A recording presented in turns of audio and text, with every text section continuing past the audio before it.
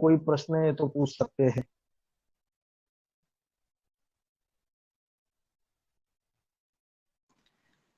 ओम शांति भाई जी। ओम शांति। एक प्रश्न है।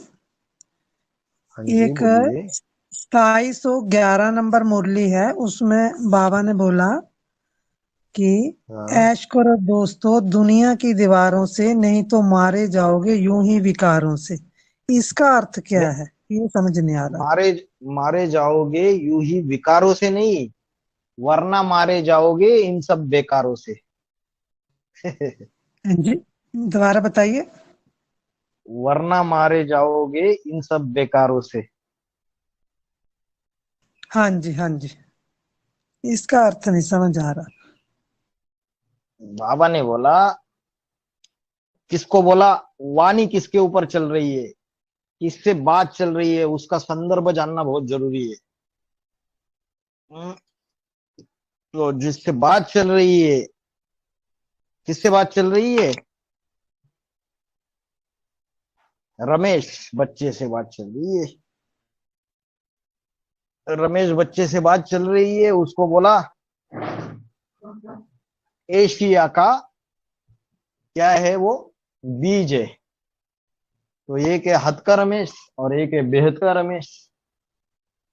तो एशिया का जो हद का रमेश होगा वो तो आधार मूर्त होगा। तो बाबा ने बोला, ऐश करो दोस्तों दुनिया की दीवालों से। तो ऐश जो होती है ना, वो कौन से इंद्रिय से की जाती है? कर्मेंद्रियों से की जाती है। इंद्रियों का भोग भोगेंगे तभी ऐश करेंगे। तो जो दुनिया की दीवारें हैं, दीवारें कौन से धर्म वाले खड़ी करते हैं? कौन से धर्म वाले हैं जिनके उपासना स्थल में दीवार बनाई जाती है? मुस्लिम मुस्लिम धर्म में। मुस्लिम में। इस्लाम धर्म, मुस्लिम धर्म। तो ये जो मिस्जिद है, मिस्जिद, बाबा ने बोला बहुत जिद करने वाली मिस है ये। ऐसा जिद करती है, ऐसा हट पकड़ती है, ऐसी मिस है। मिस माना कुमारी।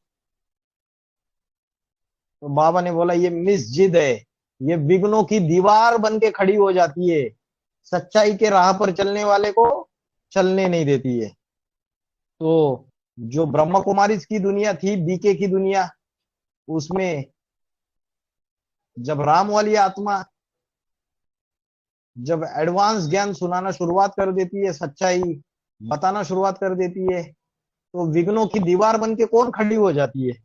मिस्जिद, प्रकाश मणि दादी। प्रकाशमणि दादी खड़ी हो जाती है। कुमार का बोला है उसको।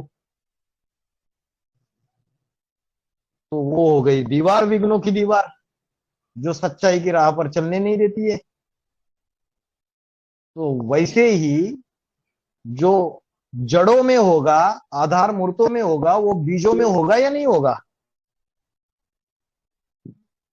होगा या होगा, नहीं होगा? होगा। होगा।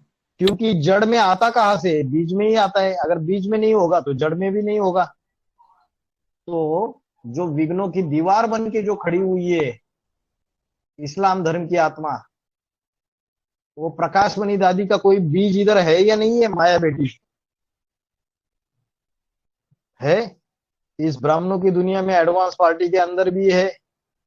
और बाबा ने बोला कि जो इस्लाम धर्म की जो पूर्वज है, वही माया बेटी का पार्ट बजाती है, वही विघ्नों की दीवार बन के खड़ी हो जाती है। तो सबसे पहले पहले वो माया का पार्ट बजाएगी, तो कोई अष्टदेव का पार्टधारी रहेगा, उसके जीवन में विघ्नों की दीवार बन के खड़ी हो जाएगी। क्योंकि जो जिस लेवल की आत्मा है, उसके जीवन में वैसी वाली माया आएगी। क्योंकि माया भी नंबर वन माया भी है, तो नंबर वार माया भी है।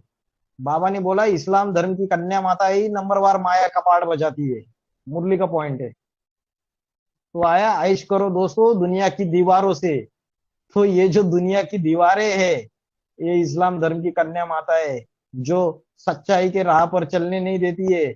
यज्ञ में जो अलग अलग आत्माएं पुरुषार्थ कर रही है, सच्चाई से सेवा कर रही है, उनके रास्तों में विघ्नों की दीवार बन के खड़ी हो जाती है, उनको करने ही नहीं देगी वो काम, अड़ंगा डाल देगी, टांग अड़ा देगी अपनी, उल्टी पुल्टी मनमत के अनुसार डायरेक्शन दे देगी। तो ऐसी जो कन्या माता है, चाहे वो मधुबनों में है, चाहे वो गीता पाठशालाओं में है, चाहे वो ब्राह्मणों की दुनिया में कहीं भी है, ऐसी जो विघ्नों की दीवार बन के खड़ी हुई है, उनसे ऐश करो, टेंशन मत लो। जो सच्चाई पे चलने वाले वो कभी कभी टेंशन में आ जाते हैं। अरे भैया मेरा कैसा होगा, मैं तो इतना अच्छा पुरुषार्थ कर रहा हूँ, मैं तो इतना सच्चाई से चल रहा हूँ, ये बहन जी, ये माता जी ऐसा ऐसा उल्टा पुल्टा डायरेक्शन देती है, मेरे को सच्चाई से चलने नहीं दे रही है। तो बेचारा टूट जाता है, ज्ञान से बिखर जाता है, मधुबन में जाना बंद कर देता है, सेवा करना बंद कर देता है, गीता पाठशाला में जाना बंद कर देता है। तो आयसो के लिए क्या बोला बाबा ने? अरे ये जो इस्लाम धर्म की ये जो कन्या माता है, जो विघ्नों की दीवार बन के खड़ी रह जाती है, इनको समझो आप। ऐसो से ऐश करना है, ऐश करना है मतलब परवाह मत करो इनकी। अपना जो कर्म कर रहे हो, जो काम कर रहे हो, जो सच्चाई के आधार पे उसको करते रहो। जैसे कोई होता है ना बेफिक्र आदमी, वो कोई फिक्र नहीं करता है, उसको कोई कितना भी गालियां दे, कुछ भी बोलता रहे, वो अपना काम करता रहेगा। तो उनको बोला, अरे तुम सच्चाई से चल रहे हो, आइश करो, ज्यादा टेंशन वेंशन नहीं लेना, आइश करनी है। जो सच्चाई से काम कर रहे हो उसको करते रहो। इन विघ्नों की दीवार के सामने माथा मत फोड़ो, अपना माथा मत खपाओ। ऐश करो दोस्तों दुनिया की दीवारों से, वरना मारे जाओगे इन सब बेकारों से। तो माया बेटी का काम क्या है? माया बेटी अनिश्चय बुद्धि बनाती है, परमात्मा से विमुख बनाती है। और अगर तुम ऐसा नहीं करोगे तो तुम मारे जाओगे इन बेकारों से। इनका काम ही है परमात्मा से विमुख करना। माया परमात्मा से विमुख बनाती है, अनिश्चय बुद्धि बनाती है। ये बताया इस, समझ में आया माता जी? हाँ जी भाई जी, आया समझ। भाई जी, और बताइए। ओम शांति भाई जी। हाँ जी। भाई जी एक सवाल पूछना था कि एक मुरली में बाबा ने हाँ। बोला है कि क्रिश्चियंस बड़े से बड़ा भगत बनता है। हाँ जी। इसका क्या अर्थ है? मतलब ऐसे क्यों कौन बोला है, कौ- क्या अर्थ है इसका? कौ- कौन से नंबर के मुरली में बोला है? Two seven BCD zero number 2702। हाँ जी। बाबा ने उसका पूरा वाक्य बता सकते हैं क्या आप? क्या पॉइंट है पूरा?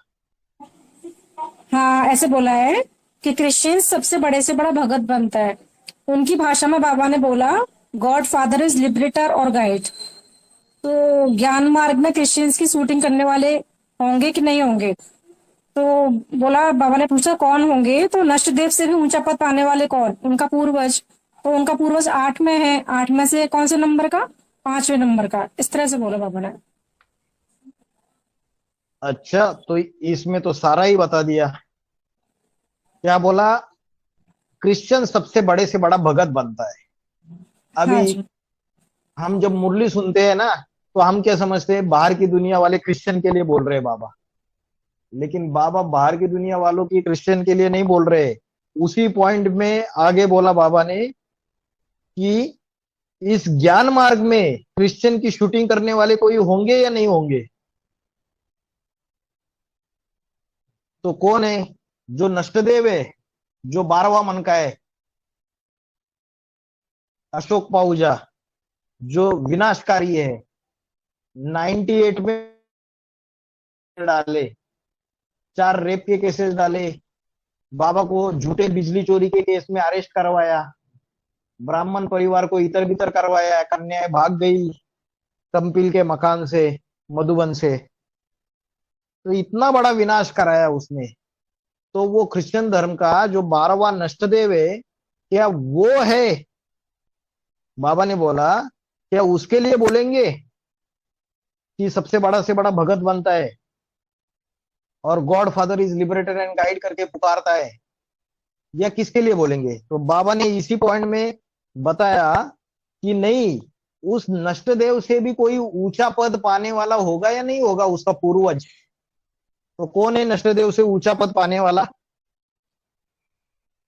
5वें नंबर का मर्दा। बताइए। अष्टदेवों में जो से है, 5वें पूर्वज है नंबर ना। का अष्टदेव है। जी। लेकिन वो हाँ, जो भगत भगत अष्टदेव में कैसे जो, बनता है भाई जी, ये पूछना था, भगत कैसे बनता है? मतलब हाँ, सबसे बड़े भगत से कैसे बड़ा बनता भगत। है? हाँ जी। हाँ, तो उसका जीवन देखेंगे। जब वो यज्ञ में आया, यज्ञ में आकर उसने जो सेवा की, जो भी उसने किया, और ड्रामा प्लान अनुसार जो शूटिंग हुआ, तो वो शूटिंग भगत जैसा हो गया। तो उस चीज को प्रैक्टिकली समझना पड़ेगा, तब पता चलेगा कि वो भगत कैसे बनता है। जब से वो यज्ञ में आया रहेगा, तो जो यज्ञ में जो बहनें रहेगी, जिनसे उसको बाबा ने जोड़ा रहेगा, वो बहनों को सबसे बड़ा भक्ति, बहनों के प्रति उसको बहुत अच्छी भावना रहेगी। चाहे वो कुछ भी गलत बोले, कुछ भी गलत करे, उससे कोई लेना देना नहीं उसको। वो अपनी जो भी सेवाएं करेगा, वो जिन बहनों से उसको जोड़ा है, उनके प्रति ऐसी भावना रहेगी, ये तो पवित्रता वाली देवी है। तो उनसे हमेशा वो पूरी तरीके से भक्ति भावना से जुड़ा रहेगा। सारी सेवाओं में, सारी जो भी बातें होती है, उसकी रिपोर्ट भी उनको देता रहेगा। और बाबा से भी पूरी तरीके से भक्ति भावना रहेगी उसके पास।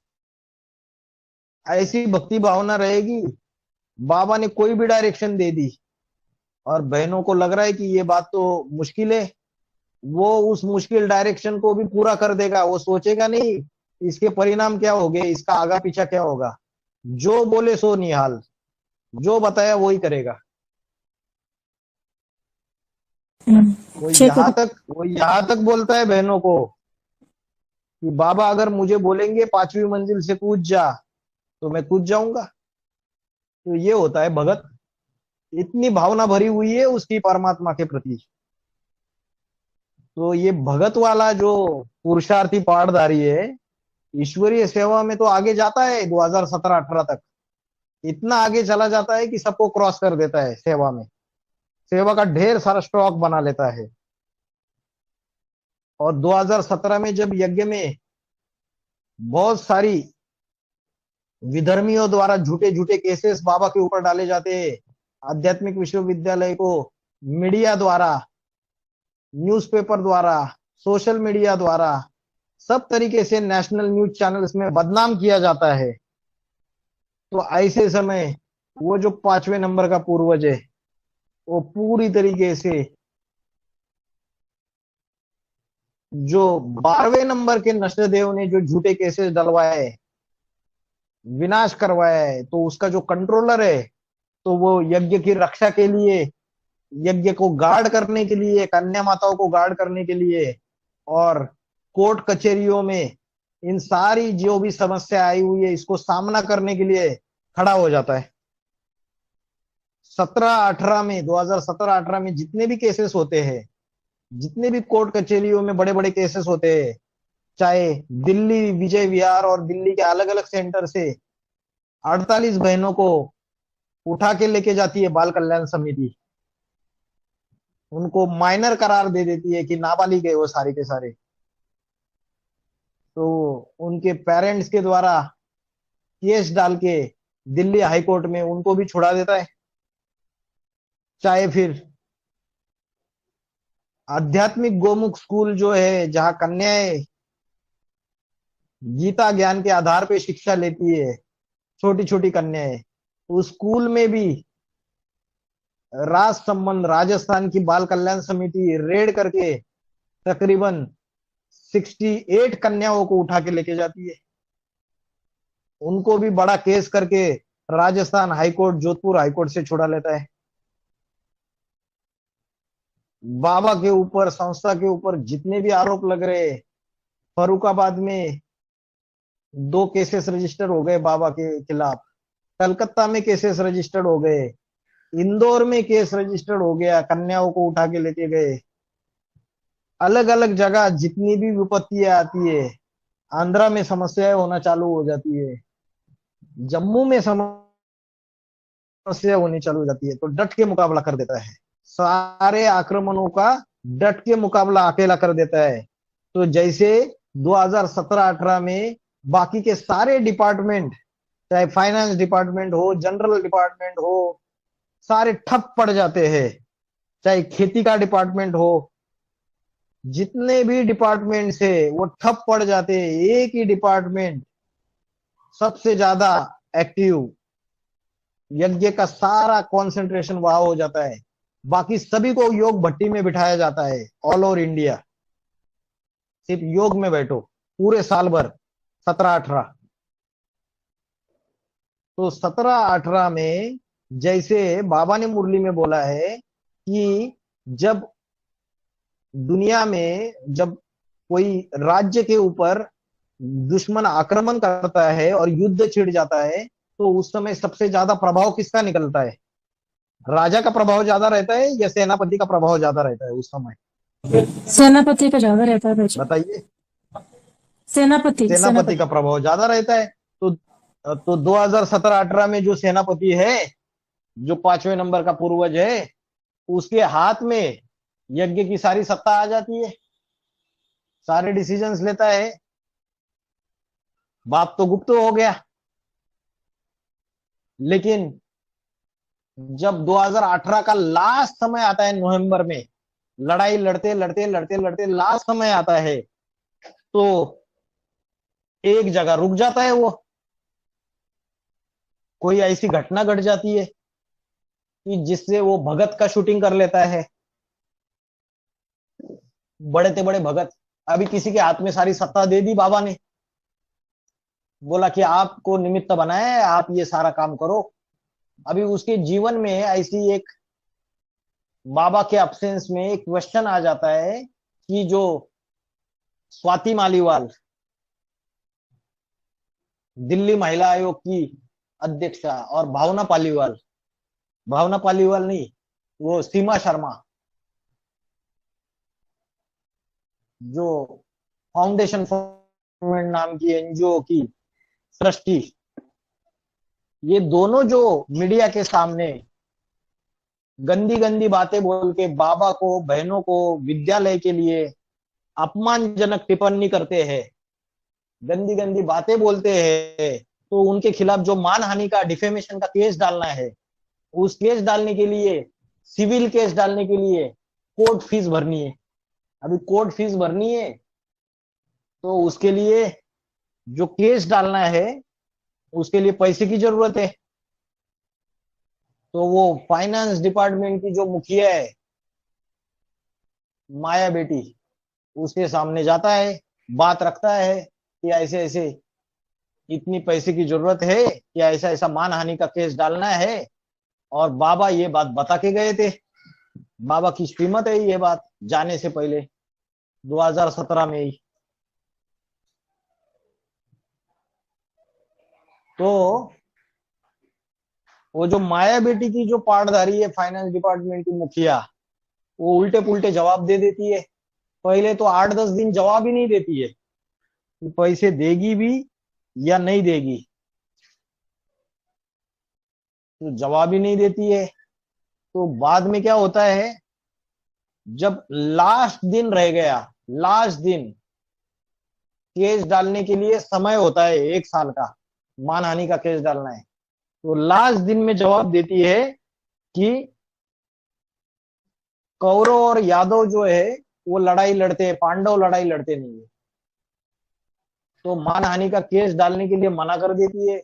उसका तो काम इतना ही था कि उसको सिर्फ धनराशि देनी थी, बाकी डिसीजन लेना उसका काम ही नहीं था। क्योंकि जो कोर्ट मैटर है उसमें एबीसीडी भी आती नहीं है उसको। लेकिन बाबा नहीं है अभी यज्ञ के अंदर, और बड़ी बहन उल्टी पुल्टी डिसीजन ले रही है, कुछ भी बात बोल रही है। तो यज्ञ में झगड़ा होगा या नहीं होगा? क्योंकि सच्चाई तो उस 5वें नंबर के पूर्वज को पता है, उसको कोर्ट का नॉलेज है। तो झगड़ा हो जाता है, झगड़ा हो जाता है तो वो दुखी हो जाता है, दुखी हो जाता है और वहां से निकल जाता है दिल्ली से, और बाबा को पूरी चिट्ठी लिख देता है कि जो माया बेटी की जो पार्टधारी है, जो फाइनेंस डिपार्टमेंट की मुखिया बन के बैठी हुई है, उसने योगिनी माँ को भी हटा दिया है और वो उल्टी पुल्टी डिसीजंस ले रही है, मनमानी कर रही है, यज्ञ के अंदर अपनी मनमत चला रही है, यज्ञ का नुकसान हो रहा है, सारी बातें लिख के दे देता है। बाबा तो गुप्त हो गए, अभी सारी बातें लिख के तो दे दी। तो जिसको खुद को डिसीजन लेने का अधिकार था कि केस डालना है नहीं डालना है, बाबा उसको अधिकार देके गए थे, निमित्त बना के गए थे। उसके बावजूद वो भावनावादी है, भगत है बड़ा ते बड़ा, फिर भी वो बहन के पास जाता है। पैसे की अरेंजमेंट तो कैसे भी हो सकती थी, लेकिन वो भगत बन के उनके पास जाता है पूछने के लिए, और फिर बाबा के पास भी जाता है। तो सबसे बड़ा ते बड़ा भगत हो गया नहीं हो गया, दुखी होता है और बोलता है God father is liberator and guide. इसलिए उस वाणी में आया है God father is liberator and guide. तो सबसे बड़ा भगत बनता है, जिसको सारी सत्ता दे दी, जिसको सारा अधिकार दे दिया।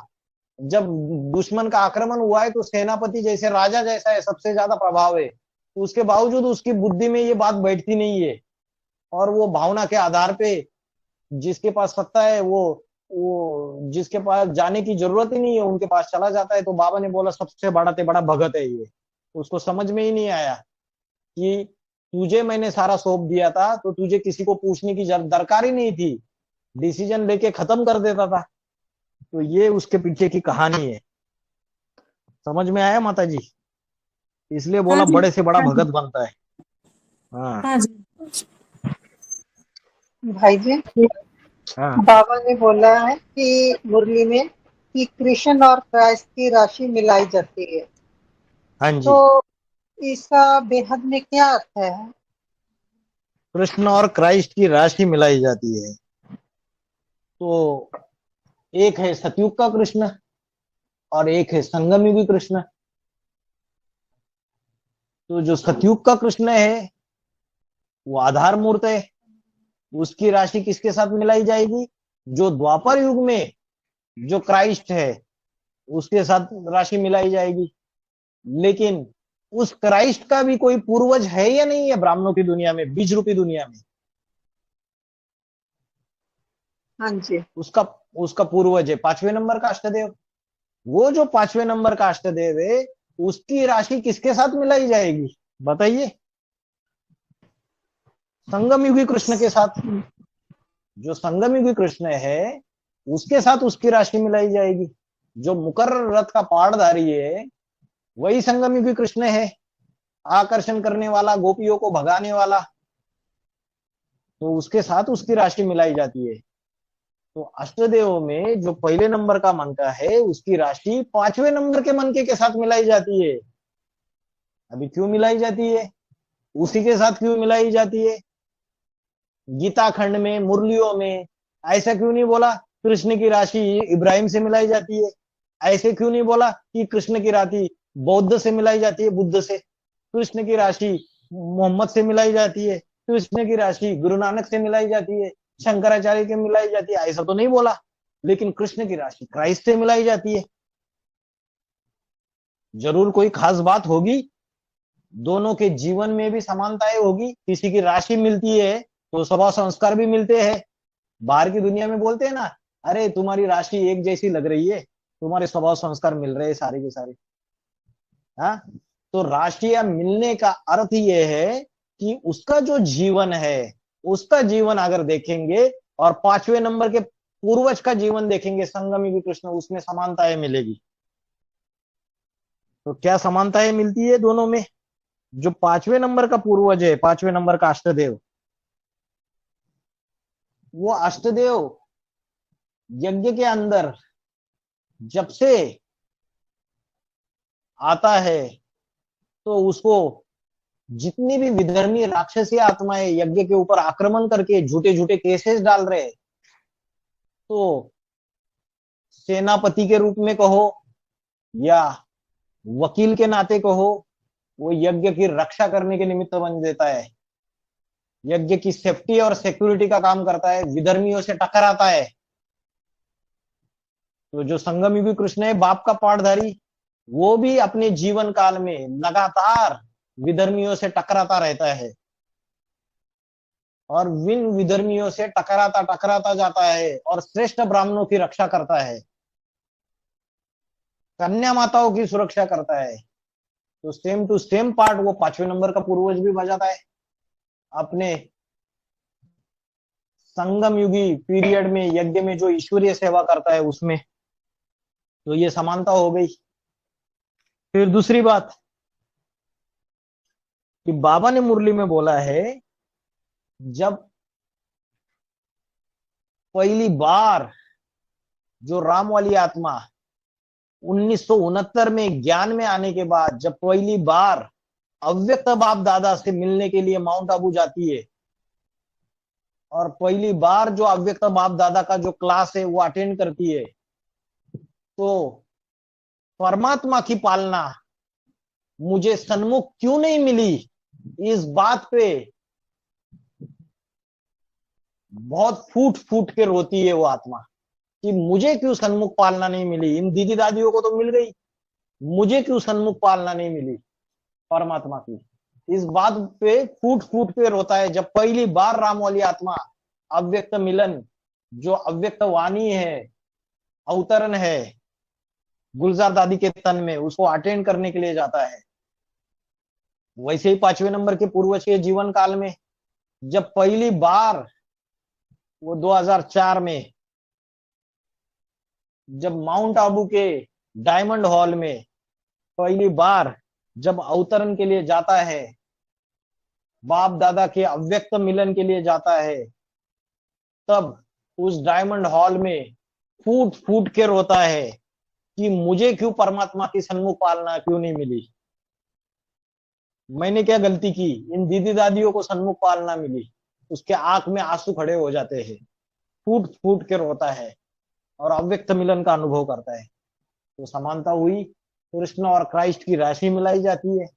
ऐसे ही उसके जीवन क्रम में जो जो घटनाएं होती है, जो राम वाली आत्मा जो मुकर्रत का पाठधारी है अपने जीवन में टीचर का कार्य करती है, शिक्षक का कार्य करती है, पढ़ाई पढ़ाती है बच्चों को। ये पाठधारी भी ऐसा है, ये इंजीनियरिंग के स्टूडेंट्स को पढ़ाई पढ़ाने का काम करता है, टीचर का भी पाठ बजाता है। तो समानताएं दिखाई देती है। दोनों के दोनों पाठधारी ज्ञान सुनाने में एक्सपर्ट है। जो नंबर 1 संगम युगी कृष्ण का पाठधारी है वो तो बाप का पाठधारी है, वो तो बाप है सबका, अष्टदेवों का भी बाप है।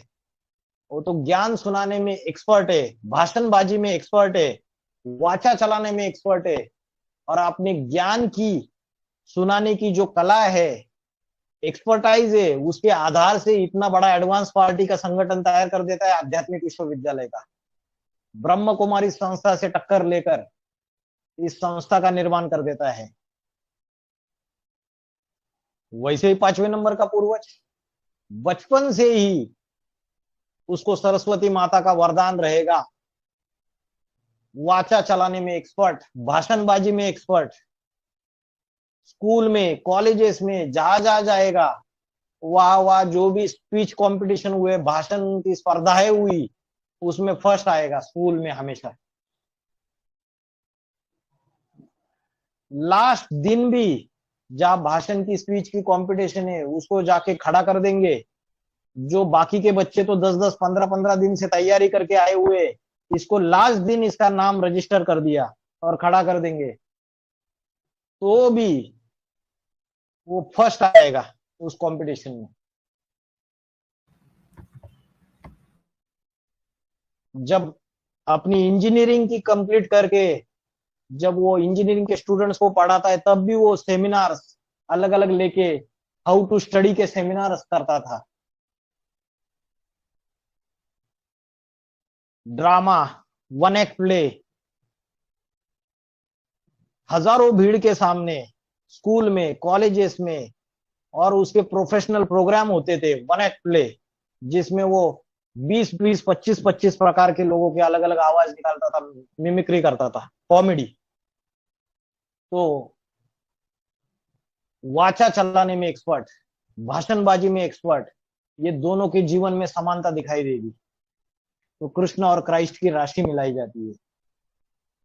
ऐसे जीवन काल में उनके जो भी बातें आई दोनों की, जैसे राम वाली आत्मा जब पहली बार एडवांस पार्टी के अंदर, एडवांस पार्टी का जो ज्ञान है ये ब्रह्म कुमारी से टक्कर लेके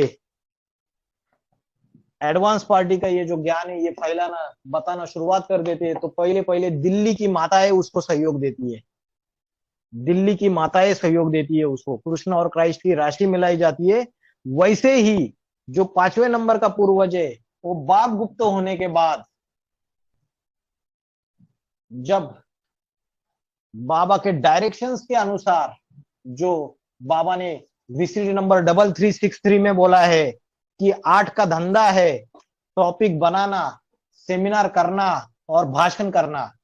जैसे राजीव दीक्षित अलग अलग टॉपिक्स के ऊपर सेमिनार करता है, भाषण करता है, वैसे अष्टदेवों का भी धंधा है कि अलग अलग टॉपिक्स के ऊपर सेमिनार करना, भाषण करना। दिल्ली जाओ, कलकत्ता जाओ, देश विदेश जाओ, भाषण करो, सेमिनार करो, बाबा तुमको मना नहीं करते। तो ये जो पॉइंट वीसीडी नंबर 3363 में आया 9 सितंबर 2020 की वाणी में, जब उसके बुद्धि में ये बात बैठ जाती है कि ये मेरा कार्य है, ये मुझे करना है, तब वो भी ये जो भाषणबाजी का धंधा, ये जो ज्ञान सुनाने का धंधा शुरुआत करने के लिए, जब उसको अकेला चना तो भाड़ फोड़ नहीं सकता, संगठन चाहिए, टीम चाहिए। जब उसकी शुरुआत करता है तो पहले पहले दिल्ली की माताएं उसकी सहयोगी बनती है, फाउंडेशन पड़ता है और दिल्ली की माताएं सहयोगी बनती है। जैसे राम वाली आत्मा की, संगमी की, कृष्ण की सहयोगी दिल्ली की माताएं बनती है जब एडवांस पार्टी का फाउंडेशन पड़ा, वैसे इसकी भी सहयोगी दिल्ली की माताएं बनती है। जैसे ब्रह्मा बाबा ने शरीर छोड़ने के बाद जो ब्रह्मा कुमारी है वो ज्ञान और योग का जो भी धंधा है वो छोड़ देती है, खाना पीना ऐश करना उसमें मशगूल हो जाती है, कोई ईश्वरीय सेवाओं को आगे नहीं बढ़ाती है। अलग अलग जोनल इंचार्जेस बन जाते हैं, अलग अलग प्रोविंस बांट के लेते हैं, हेड ऑफिस में झगड़े चालू हो जाते हैं ब्रह्मा बाबा ने शरीर छोड़ने के बाद माउंट आबू में। वैसे ही एडवांस पार्टी के अंदर बाप गुप्त होने के बाद भी धीरे धीरे हेड ऑफिस में सत्ता के लिए झगड़े शुरू हो जाते हैं, और जो तथाकथित प्रजापिता ब्रह्मा कुमारी है वो ज्ञान योग का जो धंधा है, ईश्वरीय सेवा बढ़ानी है, बाबा गुप्त होने के बाद बाबा को प्रत्यक्ष करना है, उसके लिए कोई भी सेवाएं या प्रोग्राम्स या अच्छी अच्छी चीजें शुरुआत नहीं करती है। तो उस समय जैसे राम वाली आत्मा ने एडवांस ज्ञान सुनाना चालू कर दिया तो इन ब्रह्म कुमारियों को धक्का लग गया, धक्का स्टार्ट, पुष्करनी ब्राह्मण बन गए वो, और उन्होंने देखा कि हमारे जो जिज्ञासु है वो टूट टूट के एडवांस पार्टी के अंदर जाने लगे, तो उनको धक्का लग गया, पुष्करनी ब्राह्मण बन गए वो, और उन्होंने बड़े बड़े प्रोग्राम सेवाएं करना शुरुआत कर दिया। वैसे ही बाप गुप्त होने के बाद जब 5वें नंबर का पूर्वज ये परिस्थिति देखता है कि कोविड में, जब कोविड के लॉकडाउन में सारे के सारे मधुबन को बंद कराया गया, और जब कई लोगों ने जो यज्ञ के अंदर जो पीबीकेज है उनमें से जो पढ़े लिखे हैं उन्होंने ये बातें रखी हेड ऑफिस में बड़ी बहनों के सामने कि आप वीडियो कॉन्फ्रेंसिंग में या जो ये जो गूगल मीट है या तो जूम मीटिंग में ये जो कॉन्फ्रेंसिंग है इसमें आप क्लासेस शुरू कीजिए, ऑल ओवर इंडिया जितने भी स्टूडेंट्स है, क्योंकि मधुबन बंद हो गए, बाबा के क्लासेस चलना जरूरी है। जब ये बात बताई गई तो बहनों ने स्ट्रिक्टली मना कर दिया। भगवान के मधुबन कभी बंद हो सकते हैं क्या? लेकिन बंद किए गए, प्रशासन का जो भी परिस्थितियां थी उसके दबाव में आके। तो 5वें नंबर के पूर्वज ने डिसीजन गूगल मीटिंग से 2020-21 से ही उन्होंने ऑल ओवर इंडिया क्लासेस शुरुआत कर दिए। मुरली के क्लासेस बाबा के सवेरे 3 बजे से क्लासेस शुरुआत होते थे, शाम को भी क्लासेस होते थे। तो कोविड में जो माताएं थी जिनको कोरोना हो गया था, जिनको कोई सहारा नहीं था, उनको बाबा का सहारा मिला, संगठन मिला, अच्छी अवस्था बनी। उन्होंने बताया ये बातें कि भाई जी हम तो बच गए, इन क्लासेस की वजह से। तो उसने सेवा का फाउंडेशन डाला इन माताओं को साथ में लेके। फिर गीता का अभ्यास सभी बाहर जितने भी गृहस्थी रह रहे भाई बहन माताएं, उनका गीता का अभ्यास होना चाहिए, इसलिए गीता के क्लासेस शुरुआत कर दिए गूगल मीटिंग के द्वारा। उसके बाद कई सारी जगह से कंप्लेंट आई कि है ना माताओं को कोर्स कराना नहीं आता है। हम लोग सेमिनार कर रहे, हम लोग ज्ञान सुना रहे, लोगों को तैयार कर रहे, और उनको कोर्स कराने के लिए कोई कोई मधुबनों में सेंटर्स में ऐसी परिस्थिति है कि इंचार्ज बहनें छोटी है और इतना पढ़े लिखे लोगों को कोर्स नहीं करा पाती है, समझाने नहीं दे पाती है। तो माताओं को भी कोर्स करना आना चाहिए। इस बात से लेके माताओं के अलग से उनको कोर्स कराने के लिए, कोर्स सिखाने के लिए उनके लिए क्लासेस शुरुआत किए गए। तो 5वें नंबर के पूर्वज ने ये बाप गुप्त होने के बाद ये ईश्वरीय सेवा की एक लहर फैलाई ऑल ओवर इंडिया, ब्राह्मणों की दुनिया के अंदर। जगह जगह पे शहरों शहरों में जाके बाबा की श्रीमत के अनुसार सेमिनार करना चालू कर दिए। जब ब्राह्मणों की दुनिया में सारे लोग डरने लगे कि बाबा के ऊपर तो 5 लाख का इनाम रखा हुआ है सीबीआई ने, बाबा तो गुप्त हो गए, तो आध्यात्मिक विश्वविद्यालय का बोलबाला कैसे करे। तो आध्यात्मिक विश्वविद्यालय के बैनर्स, बोर्ड्स सारी ऑल ओवर इंडिया लगा के सब जगह ईश्वरीय सेवा को बढ़ाया, जनरल पब्लिक को संदेश देने का कार्य शुरुआत कर दिया।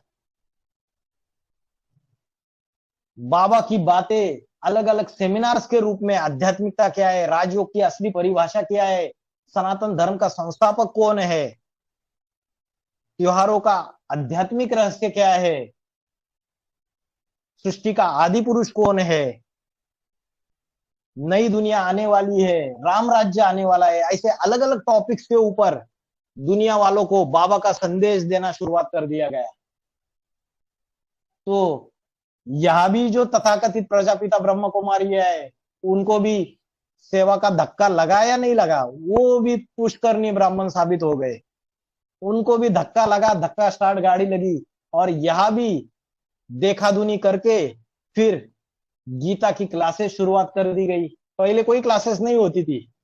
2.5-3 साल से जब 5वें नंबर का पूर्वज ये क्लासेस शुरुआत करा देता है, ऑल ओवर इंडिया में माताएं सब जगह बहनों को जाके रिपोर्ट देने लगती है कि हमारी बहुत उन्नति हो रही है, हम बहुत उमंग उत्साह में आ रहे हैं, बहुत हमारे हमारे अंदर बाबा के प्रति और प्यार निर्माण हो रहा है, हम सेवा में आगे बढ़ रहे हैं, हम ज्ञान में आगे बढ़ रहे हैं। जब रिपोर्ट मिलना चालू हो जाती है तो मारे ईर्ष्या द्वेष के उनको ये भी बोला जाता है, अरे दूसरे दूसरे ग्रुप में नहीं जाना, ये सब कुछ नहीं करना है, सिर्फ निमित्त इंचार्ज बहनों को बताया है, उनकी बात माननी है। लेकिन बाद में जब पता चल जाता है ये तो सारी अच्छी अच्छी बातें ही बता रहे, पॉजिटिव बातें बता रहे, तो उनकी देखा दुनी गीता के क्लासेस शुरुआत किए जाते हैं। यज्ञ के अंदर फायदा ही हो गया, वो 5वें नंबर का पूर्वज भी खुश हो गया, चलो अच्छा हो गया, उसी बहाने सेवाएं तो शुरुआत हो गई बाप गुप्त होने के बाद। फिर कोर्स कराने के माताओं के क्लासेस शुरुआत हो गए, ऑल ओवर इंडिया सब जगह पता चलने लगा कि माता एक कोर्स करना सीख रही है, उसमें भी मिर्ची लगी। फिर माताओं को बुला बुला के संडे संडे कोर्स सिखाने का उपक्रम चालू किया गया। अच्छा ही हुआ, वो तो बोलता है यज्ञ में इस ज्ञान योग का वातावरण फैलता जाए, उसको कोई गलत नहीं लग रहा है 5वें नंबर के पूर्वज को। तो जैसे बाबा ने एडवांस पार्टी का ज्ञान जब फैलाया और ब्रह्म कुमारियों को पुष्करनी बनाया और वो ईश्वरीय सेवाएं करने लगे, बड़े बड़े प्रोग्राम्स करने लगे, वैसे एडवांस पार्टी के अंदर भी चालू हो गया। अभी वो 5वें नंबर का पूर्वज जा जाके सब जगह सेमिनार कर रहा है, ज्ञान सुना रहा है, तो कैसे करे अभी, इनको तो टेंशन आ गया। तो नई चीज शुरुआत कर दी कि अलग अलग त्योहार में बाहर की दुनिया वालों को बुलाया जाएगा मधुबन के अंदर और अलग अलग टॉपिक्स के ऊपर उनको समझानी दी जाएगी। तो फॉलो किया या नहीं किया? तो बाप ने जो संगम कृष्ण ने जो काम किया वो क्राइस्ट से राशि मिलाई जाती है। तो 5वें नंबर का पूर्वज भी निमित्त बन जाता है बाप के गुप्त होने के बाद। तो समानता साबित होती है नहीं होती है, बताइए। जी हाँ भाई जी। जी। बाबा ने मुरली में बोला है, वार्तालाप 727 में, संगम युगी कृष्ण को अष्टदेव के साथ टैली किया जा सकता है, सतयुगी कृष्ण को नहीं। संगम युगी कृष्ण का जो शरीर है वो अष्टदेव में फर्स्ट क्लास वाला है, अव्वल नंबर का योगी है। तो कोई कोई बोलता है, अरे वो तो उस क्राइस्ट के लिए बोला है। अरे, सूक्ष्म में ज्ञान में जब जाएंगे तो उसके पूर्वज के लिए, बीज के लिए भी ये बातें लागू होंगी। सैकड़ों मूल्य है जिसमें बोला कृष्ण और क्राइस्ट की राशि मिलाई जाती है। तो बाबा ने बोला कि उन दोनों की राशि इसलिए मिलाई जाती है क्योंकि चाहे नौजवान अवस्था में जो राम वाली आत्मा का पुरुषार्थ है, सारा टक्कर ली उसने पूरी तरीके से ब्रह्म कुमारी की दुनिया से, विरोधियों से, विधर्मियों से अकेले ने 1977 से लेके 1982 तक 5 इयर्स प्लान बनाया। वैसे ये 5वें नंबर का पूर्वज भी जब एडवांस पार्टी में सेंटर्स खुलना बढ़ते जाते हैं, ढेर सारे सेंटर्स खुलना चालू हो जाते हैं 2006-7 के बाद, और वो एडवांस पार्टी में जो 5वें नंबर का पूर्वज है वो यज्ञ के अंदर उसका पदार्पण हो जाता है, आ जाता है यज्ञ के अंदर। और बाबा उसको 2007 में ही गोल्डन फॉरेस्ट इंडिया लिमिटेड नाम के केस की फाइलें पकड़ा देते हैं उसको, यज्ञ में आते ही उसको बोलते तेरे को यही काम करना है। उसको पता चल जाता है मेरा काम ही ये है अभी।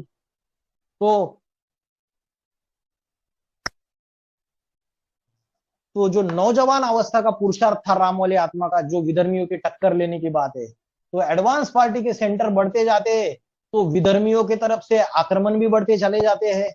चाहे 2011 में जो कन्या है, 2011 में जो फरुखाबाद में जो कन्या सरेंडर हो गई थी और उसके बाद बड़ा हंगामा हो गया, मीना बहन, बांदा की मीना बहन का केस हो गया और ढेर सारे केसेस बाबा के खिलाफ फाइल किए गए।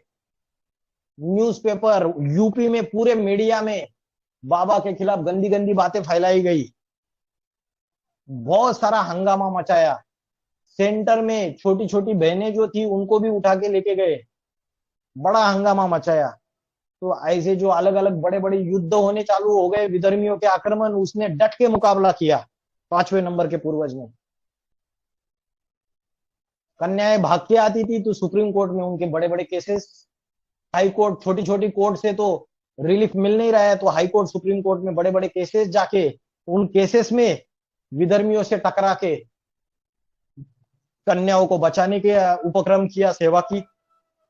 उसमें भी ऐसा हो जाता था कि जो कन्याओं के माता पिता है वो सुप्रीम कोर्ट के अंदर भी गुंडों को लेके आते थे मरवाने के लिए। तो बाप जिन परिस्थितियों से गुजरा, बाबा को भी हमेशा डर रहा अपने कि कई विधर्मी लोग कहीं से हमला ना कर दे। तो जिन जिन परिस्थितियों से बाप गुजरा वो 5वें नंबर का अष्टदेव भी गुजरता है यज्ञ की सुरक्षा के लिए। वो भी क्षत्रिय का पार्ट बजाता है, ये 5वें नंबर का पूर्वज भी क्षत्रिय का पार्ट बजाता है। श्रेष्ठ ब्राह्मणों की सुरक्षा और विधर्मियों से मुकाबला। फिर 2015 में और बड़ा युद्ध हुआ कलकत्ता में, जो सॉल्ट लेक सिटी का सेंटर है, वहां विधर्मियों ने झूठे झूठे केसेस लगाए। कोई कन्या को नाबालिग बताते हुए उसको उठा के लेने का उपक्रम किया।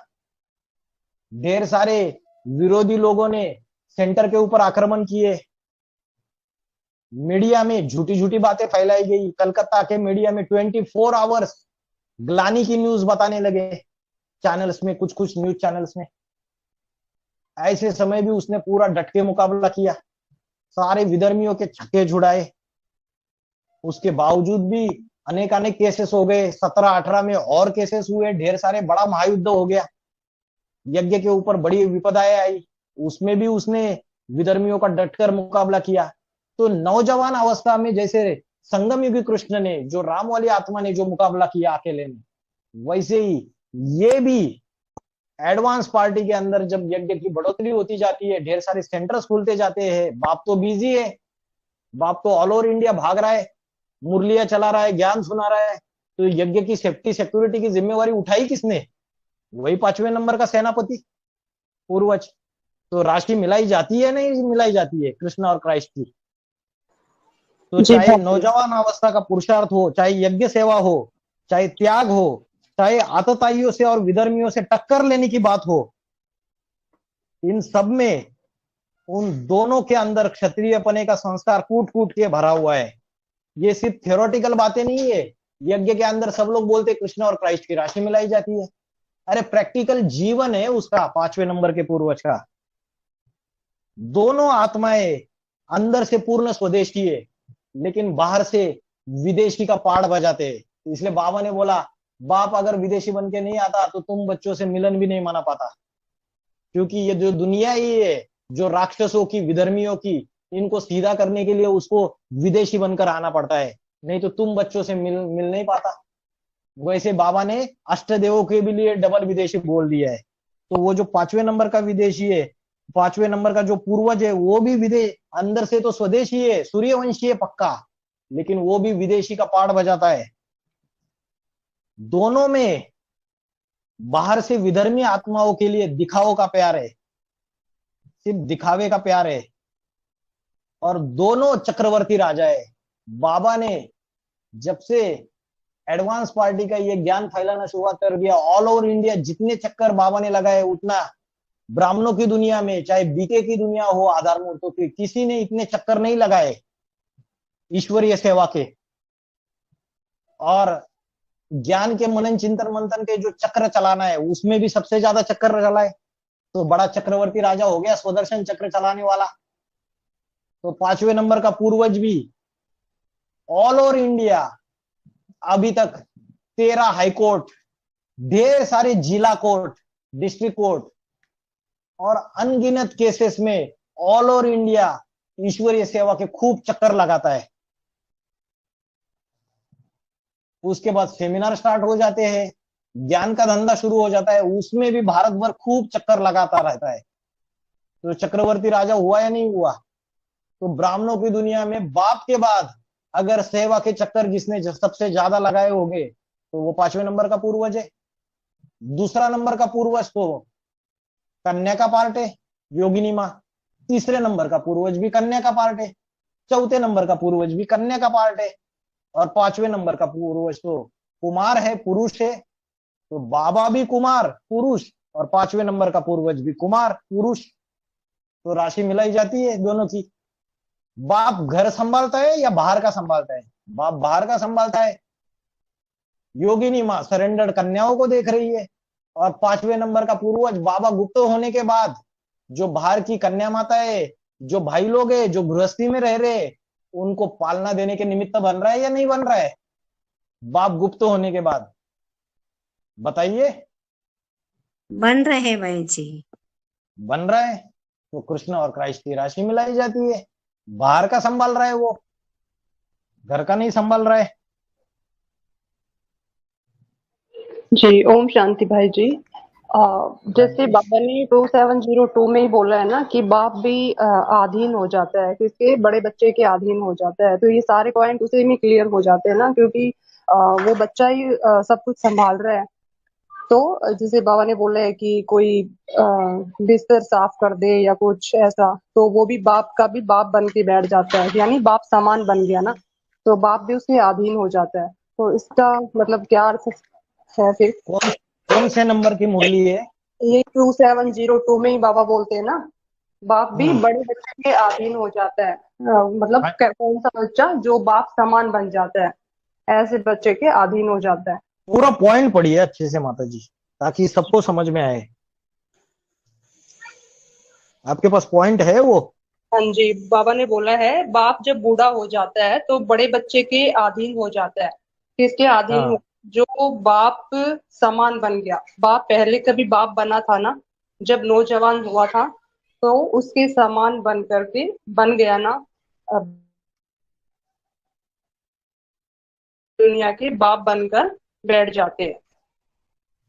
लास्ट का फिर से बोलिए, लास्ट के 2 वाक्य। हाँ जी, बस उसी के अधीन हो गया। लास्ट में आकर क्रिश्चियन सारी दुनिया के बाप बनकर बैठ जाते हैं। हाँ ठीक है।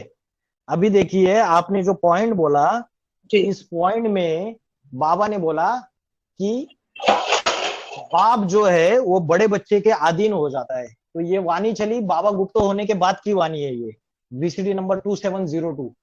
हाँ जी, ठीक है, 2018। हाँ जी। ये ये 16 नवंबर 2018 को चली हुई वाणी है ये। जी। बाबा गुप्त हो गए थे, तो बाबा ने बोला इसमें बाप बड़े बच्चे के अधीन हो जाता है। बाप जब बूढ़ा हो जाता है तो बड़े बच्चे के अधीन हो जाता है। तो बड़ा बच्चा है कौन, सबसे पहली चीज। और इस पॉइंट को आगे बताते बताते बाबा ने बोला कि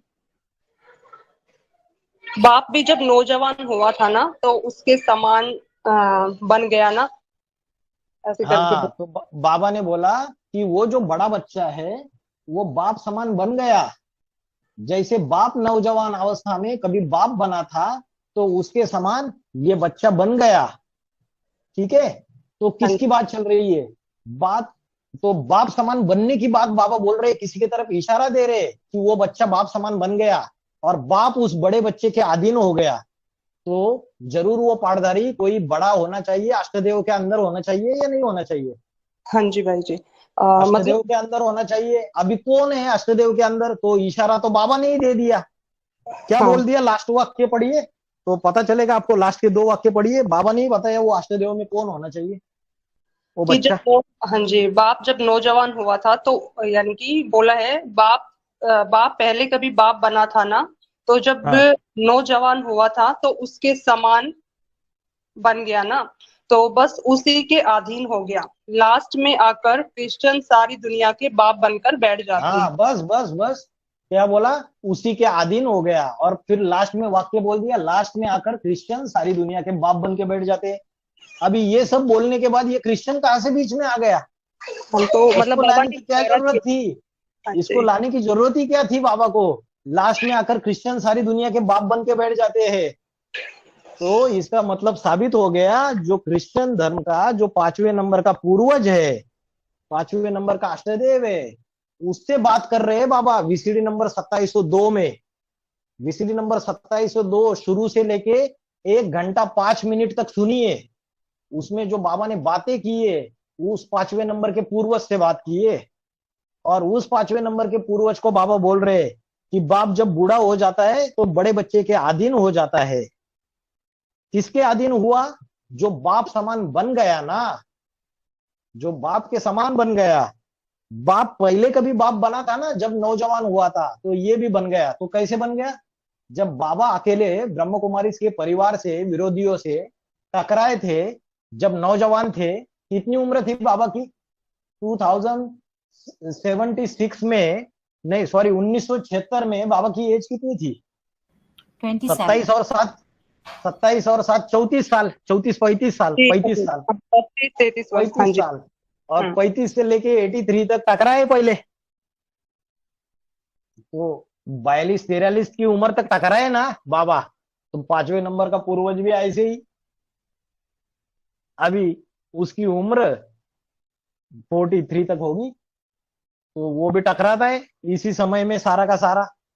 तो नौजवान अवस्था में 17 18 में जो ब्रह्म कुमारी और विरोधियों द्वारा जो ढेर सारे आक्रमण हो जाते हैं तो उसमें वो टकराता है। तो बाबा ने बोला बाप जब नौजवान अवस्था में कभी बाप बना था ना, तो वैसे वो भी बाप बन गया, बाप समान बन गया।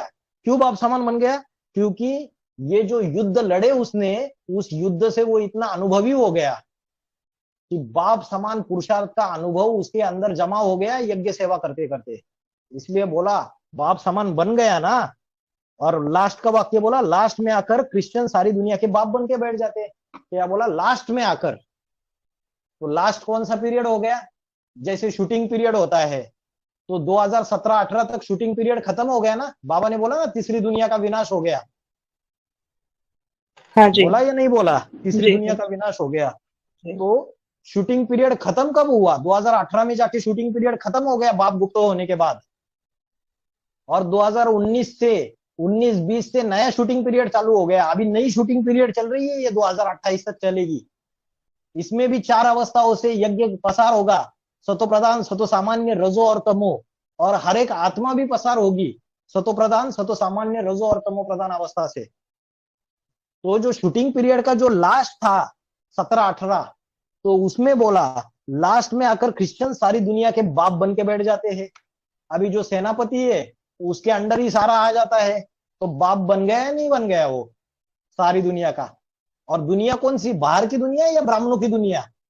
और ब्राह्मणों की भी कौन सी दुनिया, बीज रूपी ब्राह्मणों की दुनिया, एडवांस पार्टी की, उसका बाप बन के बैठ जाता है। इसलिए बोला लास्ट में आकर क्रिश्चियन सारी दुनिया के बाप बन के बैठ जाते हैं। अभी कोई मुरली सुनेगा तो मुरली में इतना ध्यान नहीं देगा, अरे बाबा तो वो अंग्रेजों की बात कर रहे हैं कि अंग्रेज आए, उन्होंने भारत से ये सत्ता ली और वो बन के बैठ गए सरपरस्त, ऐसे ही सोचते हैं। जब ज्ञान को गहराई में सुनेंगे, बाबा बात किससे कर रहे हैं, और बाबा बोल रहे बड़े बच्चे के अधीन हो गया बाप, बाप समान बन गया वो, बाप जैसे नौजवान अवस्था में बाप बना था वैसे वो बन गया। तो कितना क्लियर कट बातें बोली है, और लास्ट में बोला कि क्रिश्चियन लास्ट में आकर सारी दुनिया के बाप बन के बैठ जाते। ठीक है, समझ में आया? हाँ जी, बहुत अच्छे से भाई जी। थैंक हाँ ओम शांति भाई जी।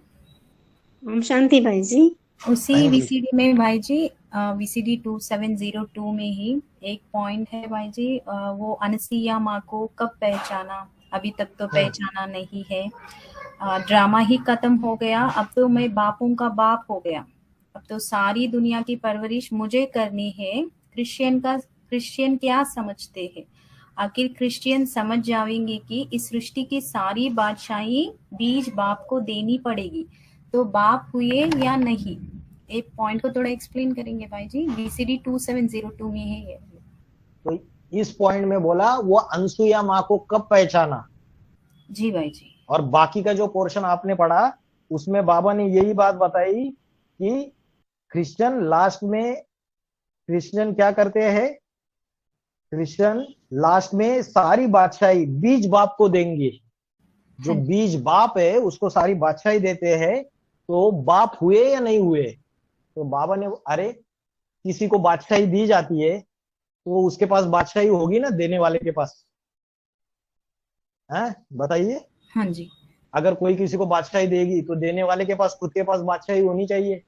तो क्या बोला, लास्ट में आकर क्रिश्चियन क्या करेंगे, सारी सृष्टि की, विश्व की बादशाही किसको देंगे, बाप को देंगे, बीज बाप को।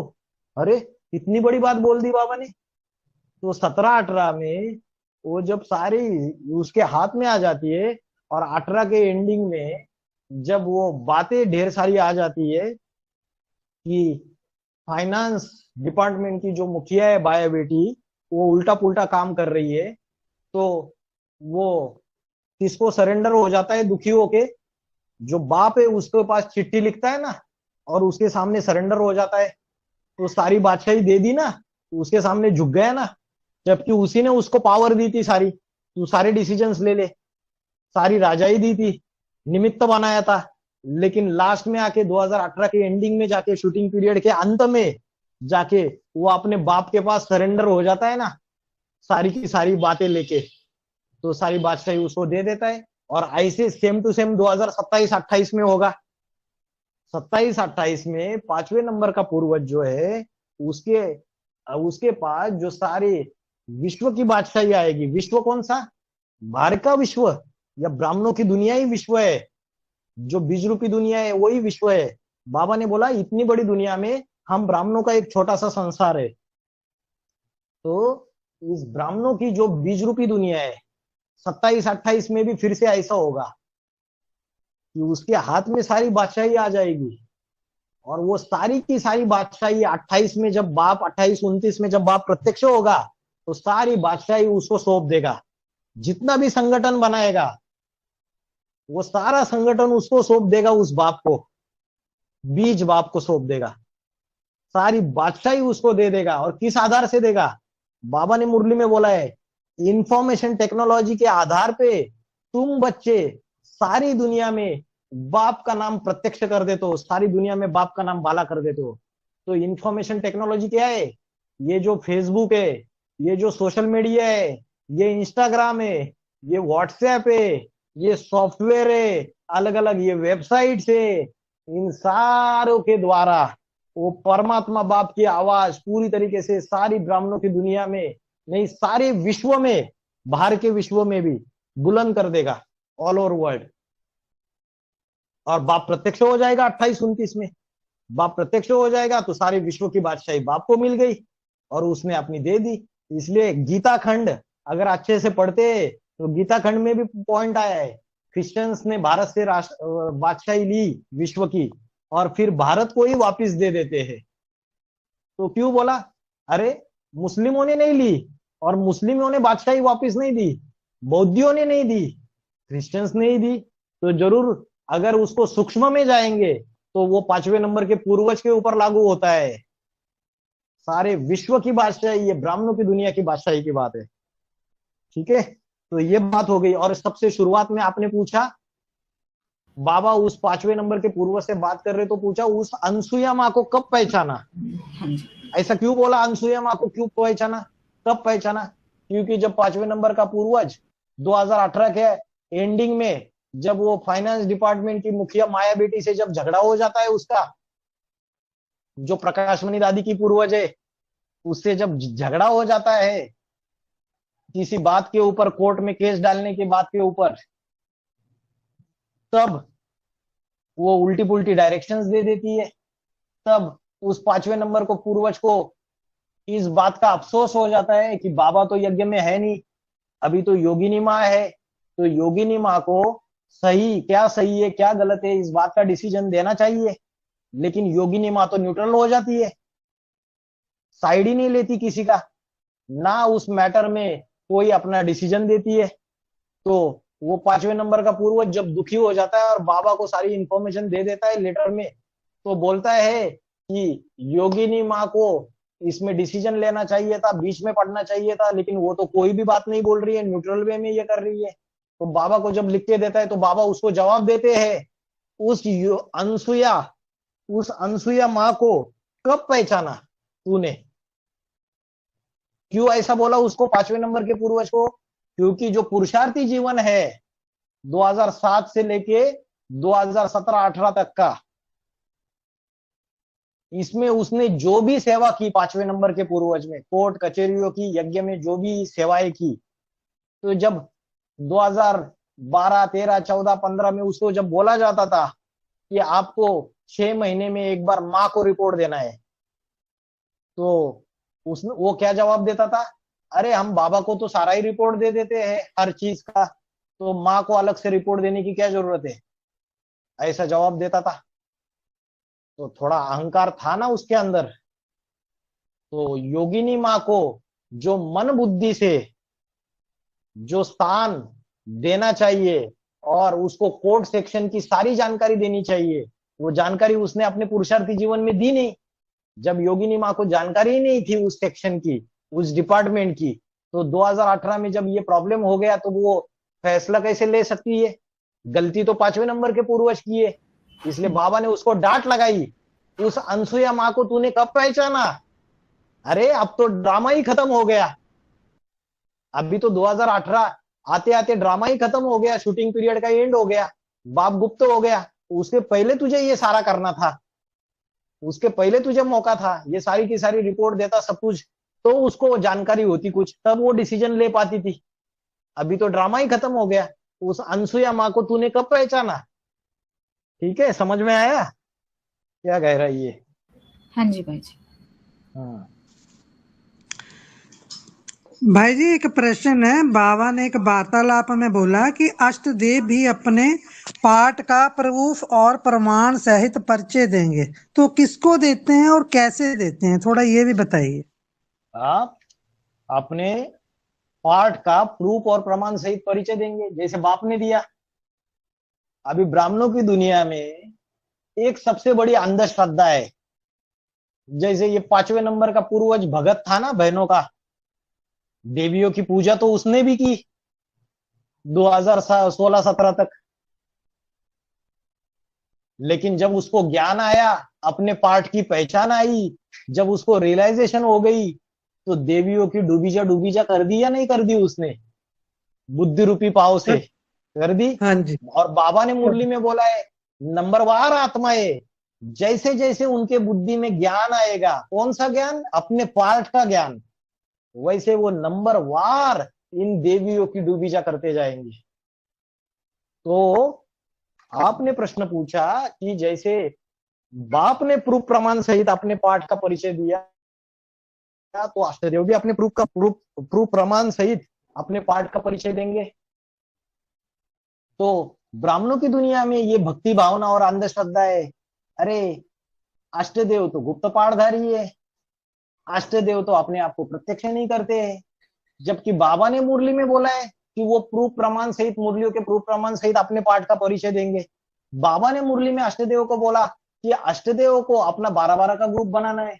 बाबा ने मुरली में बोला कि योगिनी माँ तुमको भी अपना 12 का ग्रुप बनाना पड़ेगा, हर एक अष्टदेव को अपना 12 का ग्रुप बनाना पड़ेगा, फिर 108 की माला तैयार हो जाएगी। 2028 में जाके वो 108 की माला साथ में लेके आ जाना। ये योगिनी माँ को डायरेक्शन दिया। बाबा ने बोला कि अष्टदेव की, हर एक अष्टदेव की 1000-1000 भुजाएं होगी। बाबा ने बोला कि हर एक अष्टदेव का अपना परिवार होगा। ये बातें बाबा ने बोली, तो परिवार स्थापन कैसे होगा? वो अपना गुप्त रहेगा, चुपचाप रहेगा। उसको पता चल गया मैं फलाना फलाना नंबर का अष्टदेव हूँ, और वो बोलेगा कि आकाशवाणी होगी ऊपर से, कुछ ऐसी चीज होगी, और मेरे जो परिवार वाले उनको पता चल जाएगा और वो मेरे से जुड़ जाएंगे। अरे राम वाली आत्मा ने अपने जीवन में क्या किया? क्या पीबीकेएस को आकाशवाणी हुई? जो ब्रह्म कुमारी के अंदर के जो फॉलोवर्स है, जो पीबीके में आए, एडवांस पार्टी के अंदर आए, क्या उनको आकाशवाणी हुई? क्या कोई साक्षात्कार हुए? कोई? उनको राम वाली आत्मा ने तो 76 से ऑल ओवर इंडिया टूर लगाई, जा जाके मुरलियों के प्रूफ प्रमाण अनुसार बताया कि इन प्रूफ प्रमाण अनुसार बाप का जो मुकर्रर रथ है, शिव का मुकर्रर रथ, वो राम वाली आत्मा है। इनडायरेक्टली अपना परिचय दिया या नहीं दिया? दर दर ठोकर खाई, ऑल ओवर इंडिया टूर लगाए, सबको जाके बताया, लेकिन कुमार था बेचारा। कितने लोगों ने समझा, अरे ये क्या अभी का आया हुआ छोकरा हमें बताएगा। बाप को बाप के रूप में देखा ही नहीं। धीरे धीरे धीरे धीरे जगदम्बा जुड़ी 1983 में, उसके बाद 89 में रवीश भाई ने जाके जब कर्नाटक में जाके ज्ञान सुनाया, आंध्रा में, तब जाके वहां की 9 कन्याएं सरेंडर हो गई एक साथ। कर्नाटक से 85 में शांता बहन निकली, 89 में 9 कन्याएं सरेंडर हो गई। तब जाके धीरे धीरे धीरे धीरे 85 तक, 85 86 तक तो बाबा को बाबा बोलते ही नहीं थे, बड़े भाई साहब करके बोलते थे। 85 में कमला बहन नाम की जो बहन थी हैदराबाद की, युवराज भाई की सिस्टर, उसने बोला अरे इनको बाबा कहना चाहिए, आप भाई भाई कैसे बोल रहे हो? तब से बाबा कहना शुरुआत कर दिया। तो मेरे को बताओ, जो अष्टदेव के पाठधारी है, जब उनको रियलाइजेशन हो जाएगा, उनको अपना परिवार बनाना है, उनको सब कुछ करना है, बाप गुप्त हो चुका है, तो वो क्या हरि भजन करते रहेंगे गोपाल आठ, और वो बोलेंगे कि अपने आप आकाशवाणी होगी और कहीं से सबको पता चल जाएगा और प्रत्यक्ष हो जाएगा। फिर दूसरे लोग बोलते अरे जैसे योगिनी माँ का नाम ले लिया मुरली में, वैसे बाकी अष्टदेव। तो बाबा ने बोला मैं बोर्ड पे लिख के नहीं देता हूं, मैं कागज पे लिख के नहीं देता हूं, मैं किसी भी आधार से कोई डिक्लेयर नहीं करता हूं कि ये फलाना फलाना, मैं नाम नहीं लेता हूं किसी का कि ये फलाना फलाना इसका ये पार्ट है करके। ये बाबा ने बोला मुरली में। लेकिन यहाँ क्या हो गया, यहाँ भगत बैठे हुए हैं ना। अरे माँ का नाम तो बाबा को लेना ही पड़ेगा। क्यों लेना पड़ेगा? क्योंकि इतनी सारी जो कन्या माताएं सरेंडर हो रही है, इन कन्या माताओं की जिम्मेवारी सौंपने के लिए किसी को निमित्त बनाएंगे या नहीं बनाएंगे? किसी स्त्री को। बाप तो पुरुष चोला है, और पुरुष चोला कन्या माताओं की संभाल कैसे करेगा? उसको तो ऑल ओवर इंडिया टूर लगाकर ज्ञान सुनाना है। तो जो कन्या माताओं की संभाल करने के लिए कोई निमित्त चाहिए।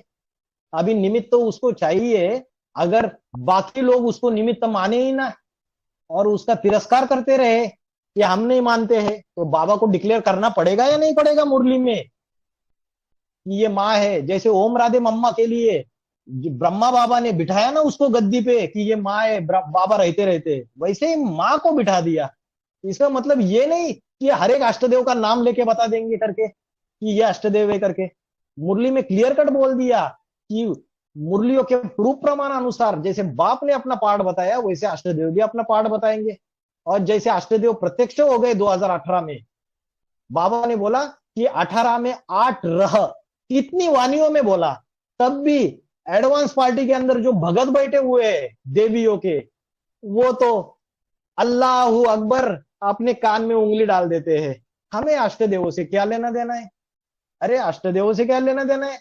जब शंकर जी महाराज उनको अपनी जटा पे बिठा के रख दिया, सबसे प्यारे बच्चे मेरे शिव की अष्टमूर्तियां, मुरली में बोला ये शिव की अष्टमूर्ति है, मुरली में बोला शिव के 8 अवतार है।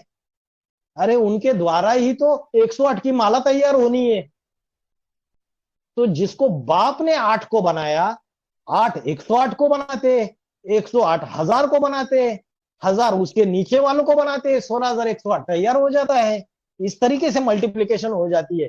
तो ब्राह्मणों की दुनिया में जो भगत है अंधश्रद्धालु, इनके बुद्धि में इतनी छोटी सी बात बाबा की समझ में नहीं आ रही है। तो बाप खुद बोल रहा है कि हर एक अष्टदेव को 12-12 का ग्रुप बनाना है, तो बाप योगिनी माँ को डायरेक्शन देना है। तो कैसे आकाश में टपक पड़ेगा ग्रुप ऊपर से? जैसे ब्रह्म कुमारी समझते हैं कि है ना राधा कृष्ण का जन्म हो जाता है सतयुग में, तो बाबा ने बोला क्या ऊपर से टपक पड़ते हैं नीचे और उनको शरीर मिल जाता है? अरे जरूर उनके कोई माता पिता होंगे ना। इतना ज्ञान गहराई में लेने के बावजूद भी जो जन्म जन्मांतर की अंधश्रद्धा और भावना भरी हुई है, उसके आधार से जो सृष्टि के श्रेष्ठ पूर्वज है अष्टदेव, उनको भी पहचान नहीं पाते हैं। जब बाबा ने बोल दिया कि 8 का प्रत्यक्षता का वर्ष ही 2018 है, बाबा ने बोल दिया कि टू लेट का बोर्ड लग गया 2018 में। अब जैसे 76 में लक्ष्मी नारायण के लिए टू लेट का बोर्ड लगा था, अब कोई भी माइका लाल, चाहे बेसिक ब्राह्मणों की दुनिया में हो, चाहे बीज रूपी ब्राह्मणों की दुनिया में हो, चाहे कोई विष्णु पार्टी का फलाना ढिमकाना कोई भी हो, ऐरा गहरा नत्तु खैरा, छाती ठोक के ये नहीं बोल सकता कि मैं नारायण और मैं लक्ष्मी, क्योंकि टू लेट का बोर्ड लग गया 1976 में। अभी सारे दरवाजे बंद। वैसे ही 2018 में अष्टदेवों के लिए टू लेट का बोर्ड लग गया। अभी जो उनको पहचानेंगे, उनके परिवार से जुड़ेंगे, वो भी श्रेष्ठ पद प्राप्त करने वाले सूर्यवंशी कहे जाएंगे। पक्के पक्के सूर्यवंशी, अष्टदेव पक्के पक्के सूर्यवंशी है। तो उसके जो परिवार है 12-12 का जो ग्रुप है, 108 आत्माएं, वो भी पक्की सूर्यवंशी है। और अगर नहीं पहचाना तो बाबा ने बोला अष्टदेव को नहीं पहचाना और उनके अधूरे पुरुषार्थी रूप को देख लिया और उनके अधूरे पुरुषार्थी रूपों को देखते रहे, तो कहाँ जाके गिरेंगे? नास्तिकता में जाके गिरेंगे। डिसीजन ही नहीं ले पाए। 2018 से 28 बाबा ने बोला ये इम्तिहान का पीरियड है ब्राह्मणों की दुनिया में। जब टीचर गुप्त हो जाता है, तो जब परीक्षा होती है तो एग्जामिनर, टीचर कोई मदद नहीं करता है किसी को। तो किम कर्म किम अकर्म इति कवयापि अत्र मोहिता, क्या कर्म है, क्या अकर्म है, क्या विकर्म है, ये बुद्धिमान लोग, ज्ञानी तो लोग भी फैसला नहीं कर पाते हैं। जब बाप गुप्त हो जाता है, 2017 में बाप गुप्त होने के पहले मैंने ये प्रश्न पूछा था बाबा को, बाबा गुप्त होने के बाद कि क्या सही है क्या गलत है, इस चीज का फैसला कैसे कर पाएंगे ब्राह्मणों की दुनिया? तो बाबा ने बोला, ये श्लोक बताया था, किम कर्म किम अकर्म इति कवयापि अत्र मोहिता, कि क्या कर्म है, क्या अकर्म है, क्या पाप कर्म है, क्या सही है, क्या गलत है। यज्ञ के अंदर थोड़ी सी ज्ञानी तो आत्मा है, वो ही फैसला कर पाएगी, बाकी आत्माएं फैसला नहीं कर पाएगी। क्योंकि बाबा ने बोला 2018 में 8 रह ब्राह्मणों की तीसरी दुनिया का विनाश। पहले 42-45 में सेवक राम के द्वारा जो यज्ञ रचा गया था ओम मंडली, 45 में ब्रह्मा ने पहली बार सृष्टि रची, अच्छी नहीं लगी, बिगाड़ दी। फिर 69 से लेके 69 में ब्रह्मा बाबा ने शरीर छोड़ दिया। 76 में दूसरी दुनिया का विनाश हो गया ब्रह्मा बाबा ने शरीर छोड़ने के बाद। जो ब्रह्म कुमारी ईश्वरीय विश्वविद्यालय और सेवक राम वाली आत्मा के द्वारा एडवांस पार्टी का ज्ञान निकला, एडवांस नॉलेज निकली, तीसरी दुनिया की शुरुआत हो गई 76-77 से। फिर उस तीसरी दुनिया का विनाश हो जाता है 2018 में। 8 रह जाते हैं और बाकी की सारी 8 रह गए। मतलब कैसे रह गए? 8 जो है वो उन्होंने अपना पद प्राप्त कर लिया। वो 2018 में जो ऊंच जो गद्दी है उसके ऊपर वो सेट हो गए कि यही मेरा पद है। और बाकी के सारे ब्राह्मणों की दुनिया को अभी वो पद नहीं मिल सकता। इसलिए बाबा ने बोला 8 रह, बाकी तीसरी दुनिया का विनाश पूरी तरीके से। और बाबा ने क्या बोला कि बाकी सारा ब्राह्मणों का जो यज्ञ है वो भक्ति मार्ग में रह गया, भक्ति मार्ग में ही रह गया। और वो 8 सीट पे सेट हो गए। जब इतना क्लियर कट बाबा ने बोल दिया तो उसके बावजूद संशय आता है। तो प्रश्न क्या था, क्या बात चल रही थी अपनी? मतलब प्रूफ प्रमाण के साथ वो भी तो प्रूफ आपने प्रमाण proof दे सहित, दिया। तो प्रूफ प्रमाण सहित देंगे या नहीं देंगे? जब उसको सीट पे सेट हो गया वो पाटधारी, तो मुरलियों के जो प्रूफ प्रमाण है, कोई तुक्के थोड़ी मारेगा वो पाटधारी, हवा में थोड़ी बात करेगा। ऐसे भी बहुत है जो हवा में बात करते, तुक्के मार देते कि मैं अष्टदेव हूं, मैं फलाना हूं। अरे उनका जीवन देखा जाएगा। अष्टदेव के जितने भी फॉर्मूले वो उनके जीवन में टैली होने चाहिए। नष्टो मोहा, सच्चाई, सफाई, सारी बातें जब से ज्ञान में आए तब से नष्टो मोहा। बाबा ने बोला नई दुनिया की सौगात तुम बच्चों को दे दिए, तुम बच्चे आना जाना करते हो। तो बाबा ने बोला कोई एनएस नाम का कोई संगठन बनाया रहेगा बाबा ने, तो वहां वो बच्चे आना जाना करते होंगे। तो वो पाटधारी जरूर दिल्ली में होना चाहिए, क्योंकि दिल्ली में वो गुप्त संगठन बना था, तो वहां वो आना जाना करता होना चाहिए। बाबा ने बोला जो अष्टदेव है वो हेड ऑफिस में अलग अलग डिपार्टमेंट्स का संचालन कर रहे, तो अलग अलग डिपार्टमेंट जो बने हुए हैं उसके मुखिया होंगे। Finance department, court department, general बहनों का डिपार्टमेंट, उसके बाद खेती का डिपार्टमेंट, अलग अलग जो डिपार्टमेंट्स बने हुए हैं, मेडिकल डिपार्टमेंट, उसके मुखिया होने चाहिए वो। तो बाबा ने सारे फॉर्मूले देके रखे हुए हैं। तो प्रूफ और प्रमाण सहित सारे के सारे उनके जीवन में वो लागू होंगे, सारे प्रूफ प्रमाण मुरलियों के, तब जाके साबित होगा। बाबा ने बोला है कि इतनी बड़ी दुनिया में वीसीडी नंबर 2771 में, इतनी बड़ी दुनिया में 8 माला के दाने निकलते हैं, सिर्फ 8 माला के दाने निकलते हैं। भगवान बाप सौदागर बन के आता है, इतना सस्ता सौदा करता है, लेकिन सिर्फ उसमें से 8 माला के दाने निकलते हैं। तो बाबा ने बोला वो 8 को माया नहीं खाती है क्या? हाँ, उनको भी माया खा जाती है, उनको माया खाती है, इसलिए नंबर बनते हैं। बाबा ने बोला कोई मनसा से भाग जाते हैं, कोई वाचा से भाग जाते हैं, कोई कर्मना से भी भाग जाते हैं। हाँ, बोलते हैं हम अपना बोरिया बिस्तर लेके जा रहे, हम नहीं आएंगे, अपने अजीज मित्र संबंधियों को भी नहीं बताते। है बड़े बड़े वकील, डॉक्टर, ब्राह्मणों की दुनिया में बड़ा मान मर्तबा है। ये मुरली का महावाक्य है, वीसीडी नंबर 2771। पहले 5-10 मिनट में ये महावाक्य मिलेगा आपको, अच्छे से सुनिए। तो बोला भाग जाते हैं बड़े बड़े वकील, तो कोई वकील होना चाहिए, और एक्टिंग करके दिखाया उसका। क्या बोला, एक्सप्रेशंस क्या दिए, हम नहीं आएंगे वापिस, हम जा रहे हैं अपना बोरिया बिस्तर लेके। तो कोई व्यक्ति होगा जिसके लिए बोल रहे कि उस व्यक्ति ने ऐसी कोई घटना घटी होगी 2018 के एंडिंग में, कि 2019 जनवरी 2019 के वाणी में बाबा को ये बोलना पड़ा। तो बाबा ने इशारा दिया उस पाटधारी का कि जरूर वो भाग गया कर्मना से। बात भागने की क्या थी कि जब उसका झगड़ा हो जाता है उस तीसरे नंबर के पूर्वज के साथ, जिसके लिए बाबा ने बोला अष्टदेव आपस में टकरा टकरा के जब अलग हो जाते हैं तब उनके नंबर डिक्लेयर हो जाते हैं। ये मुरली का पॉइंट है, अष्टदेव टकरा टकरा के जब अलग हो जाते हैं तो उनका नंबर डिक्लेयर हो जाता है। तो तीसरे नंबर के पूर्वज के साथ नवंबर 2018 में जब उसका झगड़ा हो जाता है तो बाबा को दुखी होकर चिट्ठी लिख देता है, और 5-6 दिन के लिए बोलता है कि इन सबको अभी जो बड़ी बहनें जो गलत डिसीजन ले रही है, इनको युक्ति से इनको सबक तो सिखाना है। तो वो क्या करता है, 5-6 दिन के लिए जयपुर में जाके एक गुप्त स्थान में जाके 5-6 दिन के लिए जाके रह जाता है, इनको सबक सिखाने के लिए। 6 दिन में वापिस आ जाता है, बाबा को चिट्ठियां लिखता है, अपनी जिम्मेवारी को छोड़ता नहीं है। अपना जो जिम्मेवारी उसको यज्ञ के अंदर है उसको कोई भी प्रकार से उसका छोड़ता नहीं है, क्योंकि उस समय कोर्ट को छुट्टियां चलती होती है, चल रही होती है। तो बाबा ने मुरली में उस घटना का वर्णन करते हुए बोला अष्टदेव भी भाग जाते हैं, कोई मनसा से भागते हैं, कोई वाचा से भागते हैं, कोई तो कर्मना से भी भाग जाते हैं। तो मनसा से भागने वाला कौन है? वही तीसरे नंबर का अष्टदेव इस्लाम धर्म का, जो ज्यादा संकल्प चलाने वाला है और वाचा से भागने वाला, वो चौथे नंबर का अष्टदेव बौद्धि, जो वाचा से बोलता रहेगा हम तो छोड़ के चले जाएंगे, ये इतनी झंझटबाजी हम नहीं पालेंगे, कभी तो शूटिंग पीरियड में कभी तो हुआ रहेगा, छोटे समय के लिए हुआ रहेगा। हाँ, सेवा तो पूरी अष्टदेव खुदा के तख्त को 8 ने उठाया है, 8 फरिश्ताओं ने, तो ईश्वरीय सेवा की पूरी जिम्मेवारी लेते हैं, छोड़ते नहीं है।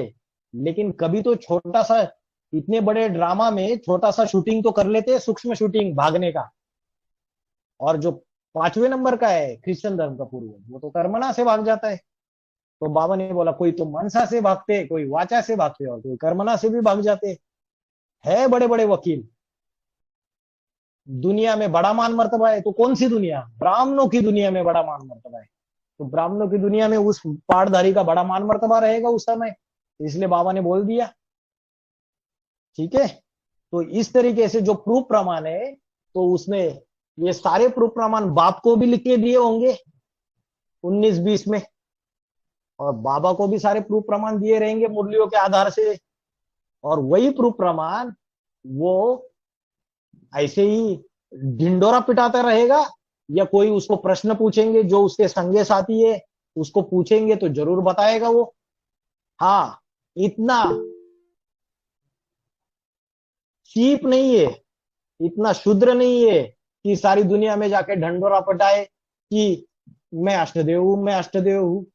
नहीं नहीं, जो उसके संगे साथी है, जिनका जन्म जन्मांतर का हिसाब किताब है, जो उससे सहज सहज जुड़ रहे, जब उनको शंकाएं आती है वो पूछते हैं, तो ईश्वरीय सेवाएं करते करते उसका जो संगठन तैयार होने लगता है, तो उनको जरूर वो मुरलियों के प्रूफ प्रमाण अनुसार समझाएगा, उसके परिवार के भातियों को।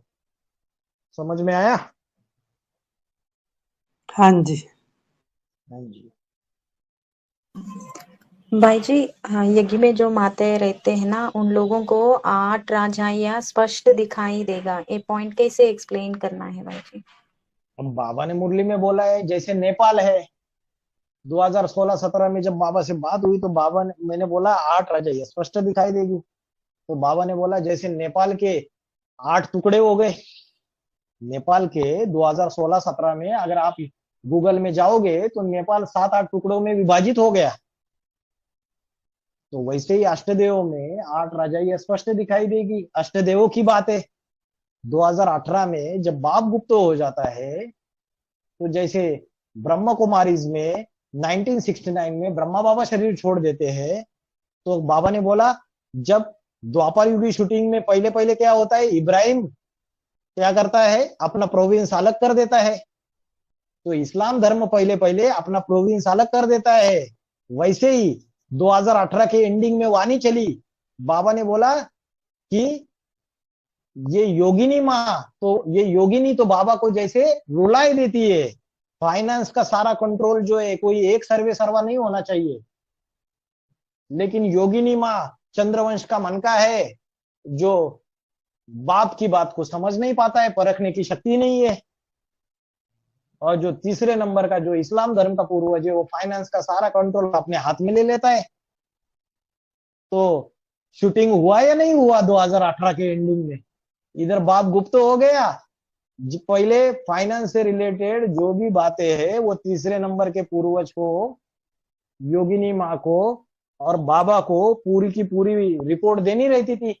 लेकिन जैसे बाप गुप्त हो गया, योगिनी माँ जो शीतल पाठधारी, शीतल स्वभाव संसार वाली चंद्रवंशी का पूर्वज, जिसमें शीतलता भरी हुई है, सहनशीलता वाला पाठधारी, जो माँ का पाठधारी वो सहन शक्ति वाला है, तो उसको जो तीसरे नंबर का मन का है इस्लाम धर्म का, बाबा ने क्या बोला, जैसे प्रकाशमणि दादी जो ओम राधे मम्मा है उसको किस रूप में देखती थी, कोई बताएगा किस रूप में देखती थी ओम राधे मम्मा को प्रकाशमणि दादी?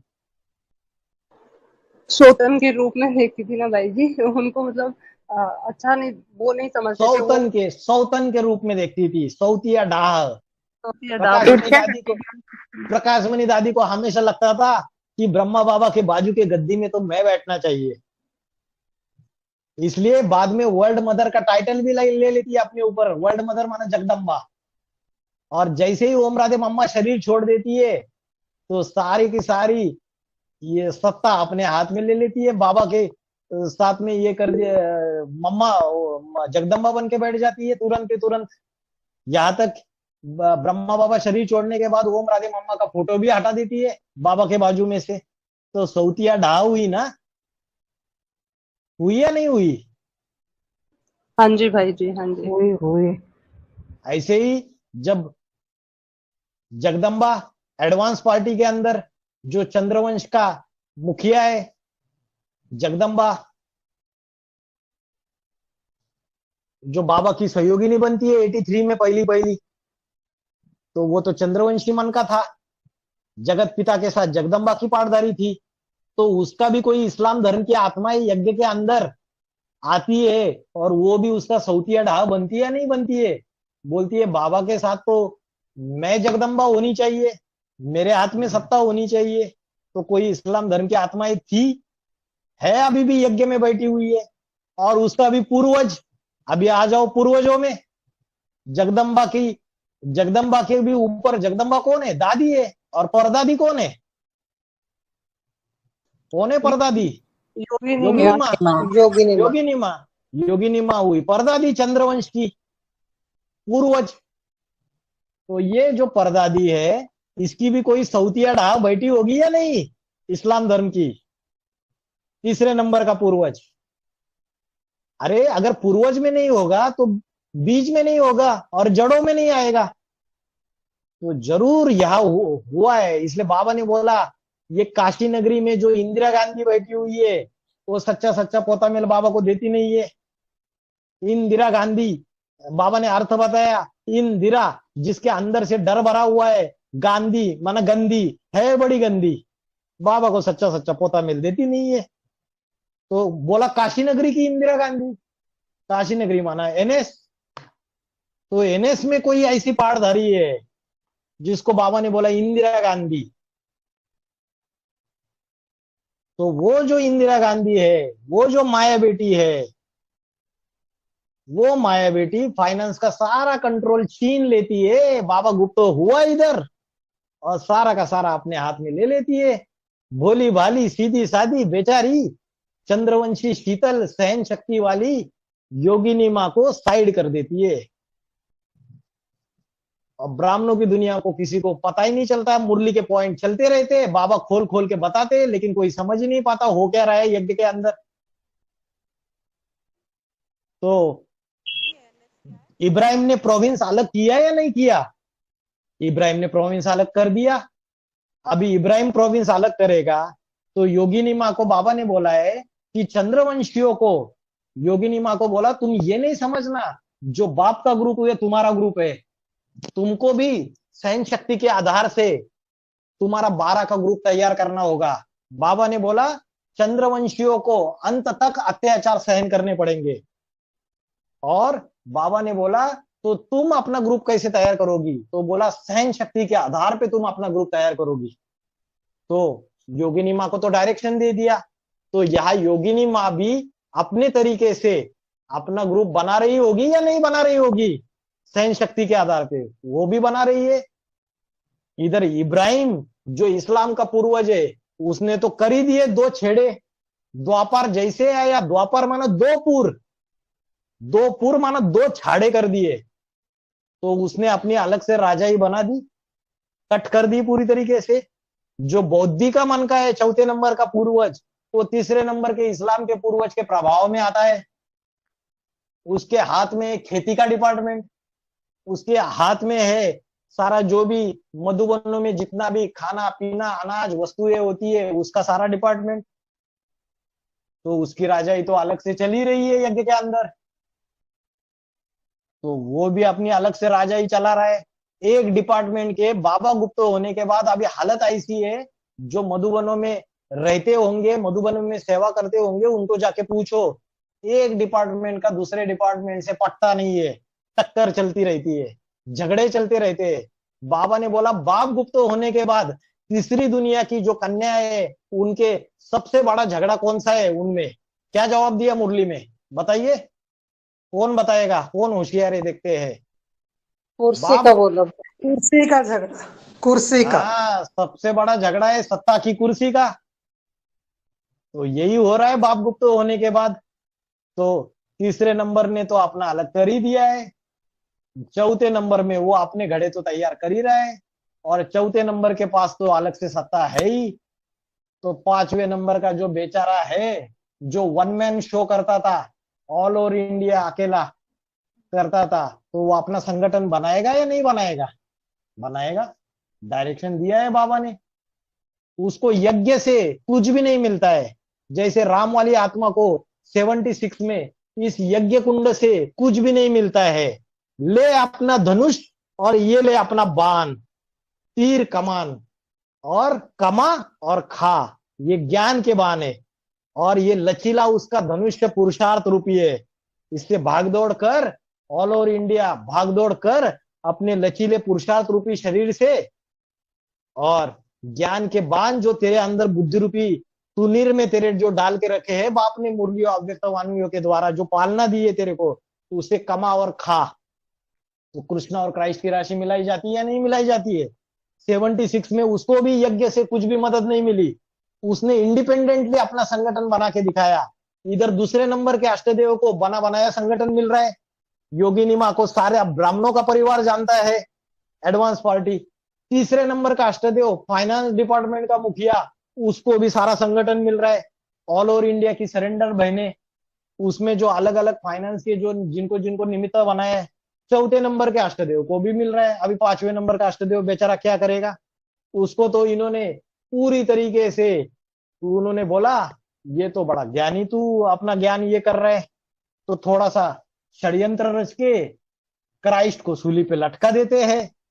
तो जब इसने ज्ञान का प्रचार प्रसार करना चालू कर दिया, बाप की प्रत्यक्षता का काम करना चालू कर दिया, तो ऑल ओवर इंडिया अपनी जो सबॉर्डिनेट बहनें हैं, ये इस्लामी और बौद्धियों ने अपनी जो सबॉर्डिनेट बहनें हैं, उन सबॉर्डिनेट बहनों के पास उस पांचवें नंबर के पूर्वज की कुछ नहीं मिला, तो ग्लानी करना चालू कर दिया। झूठे झूठे कलंक उसके ऊपर लगाना चालू कर दिया, झूठी झूठी अफवाहें फैलाना चालू कर दिया। वो तो बेचारा दिन रात ज्ञान की सेवा में लगा हुआ है। यज्ञ के जो उसके सेवाएं कार्य है, जो कर्तव्य है, उसमें लगा हुआ है। उसका झूठा प्रचार प्रसार करना चालू कर दिया, तो वो पांचवें नंबर का पूर्वज भी अपना संगठन बनाना चालू कर देता है। करना तो पड़ेगा ही, बाप का डायरेक्शन है। तो ऐसे 8 राजाइयां स्पष्ट दिखाई देगी। उसको यज्ञ कुंड से कोई भी मदद नहीं मिलती, वो इंडिपेंडेंटली जीरो से शुरुआत करता है। इसलिए बाबा ने बोला 27 नक्षत्र गाए हुए।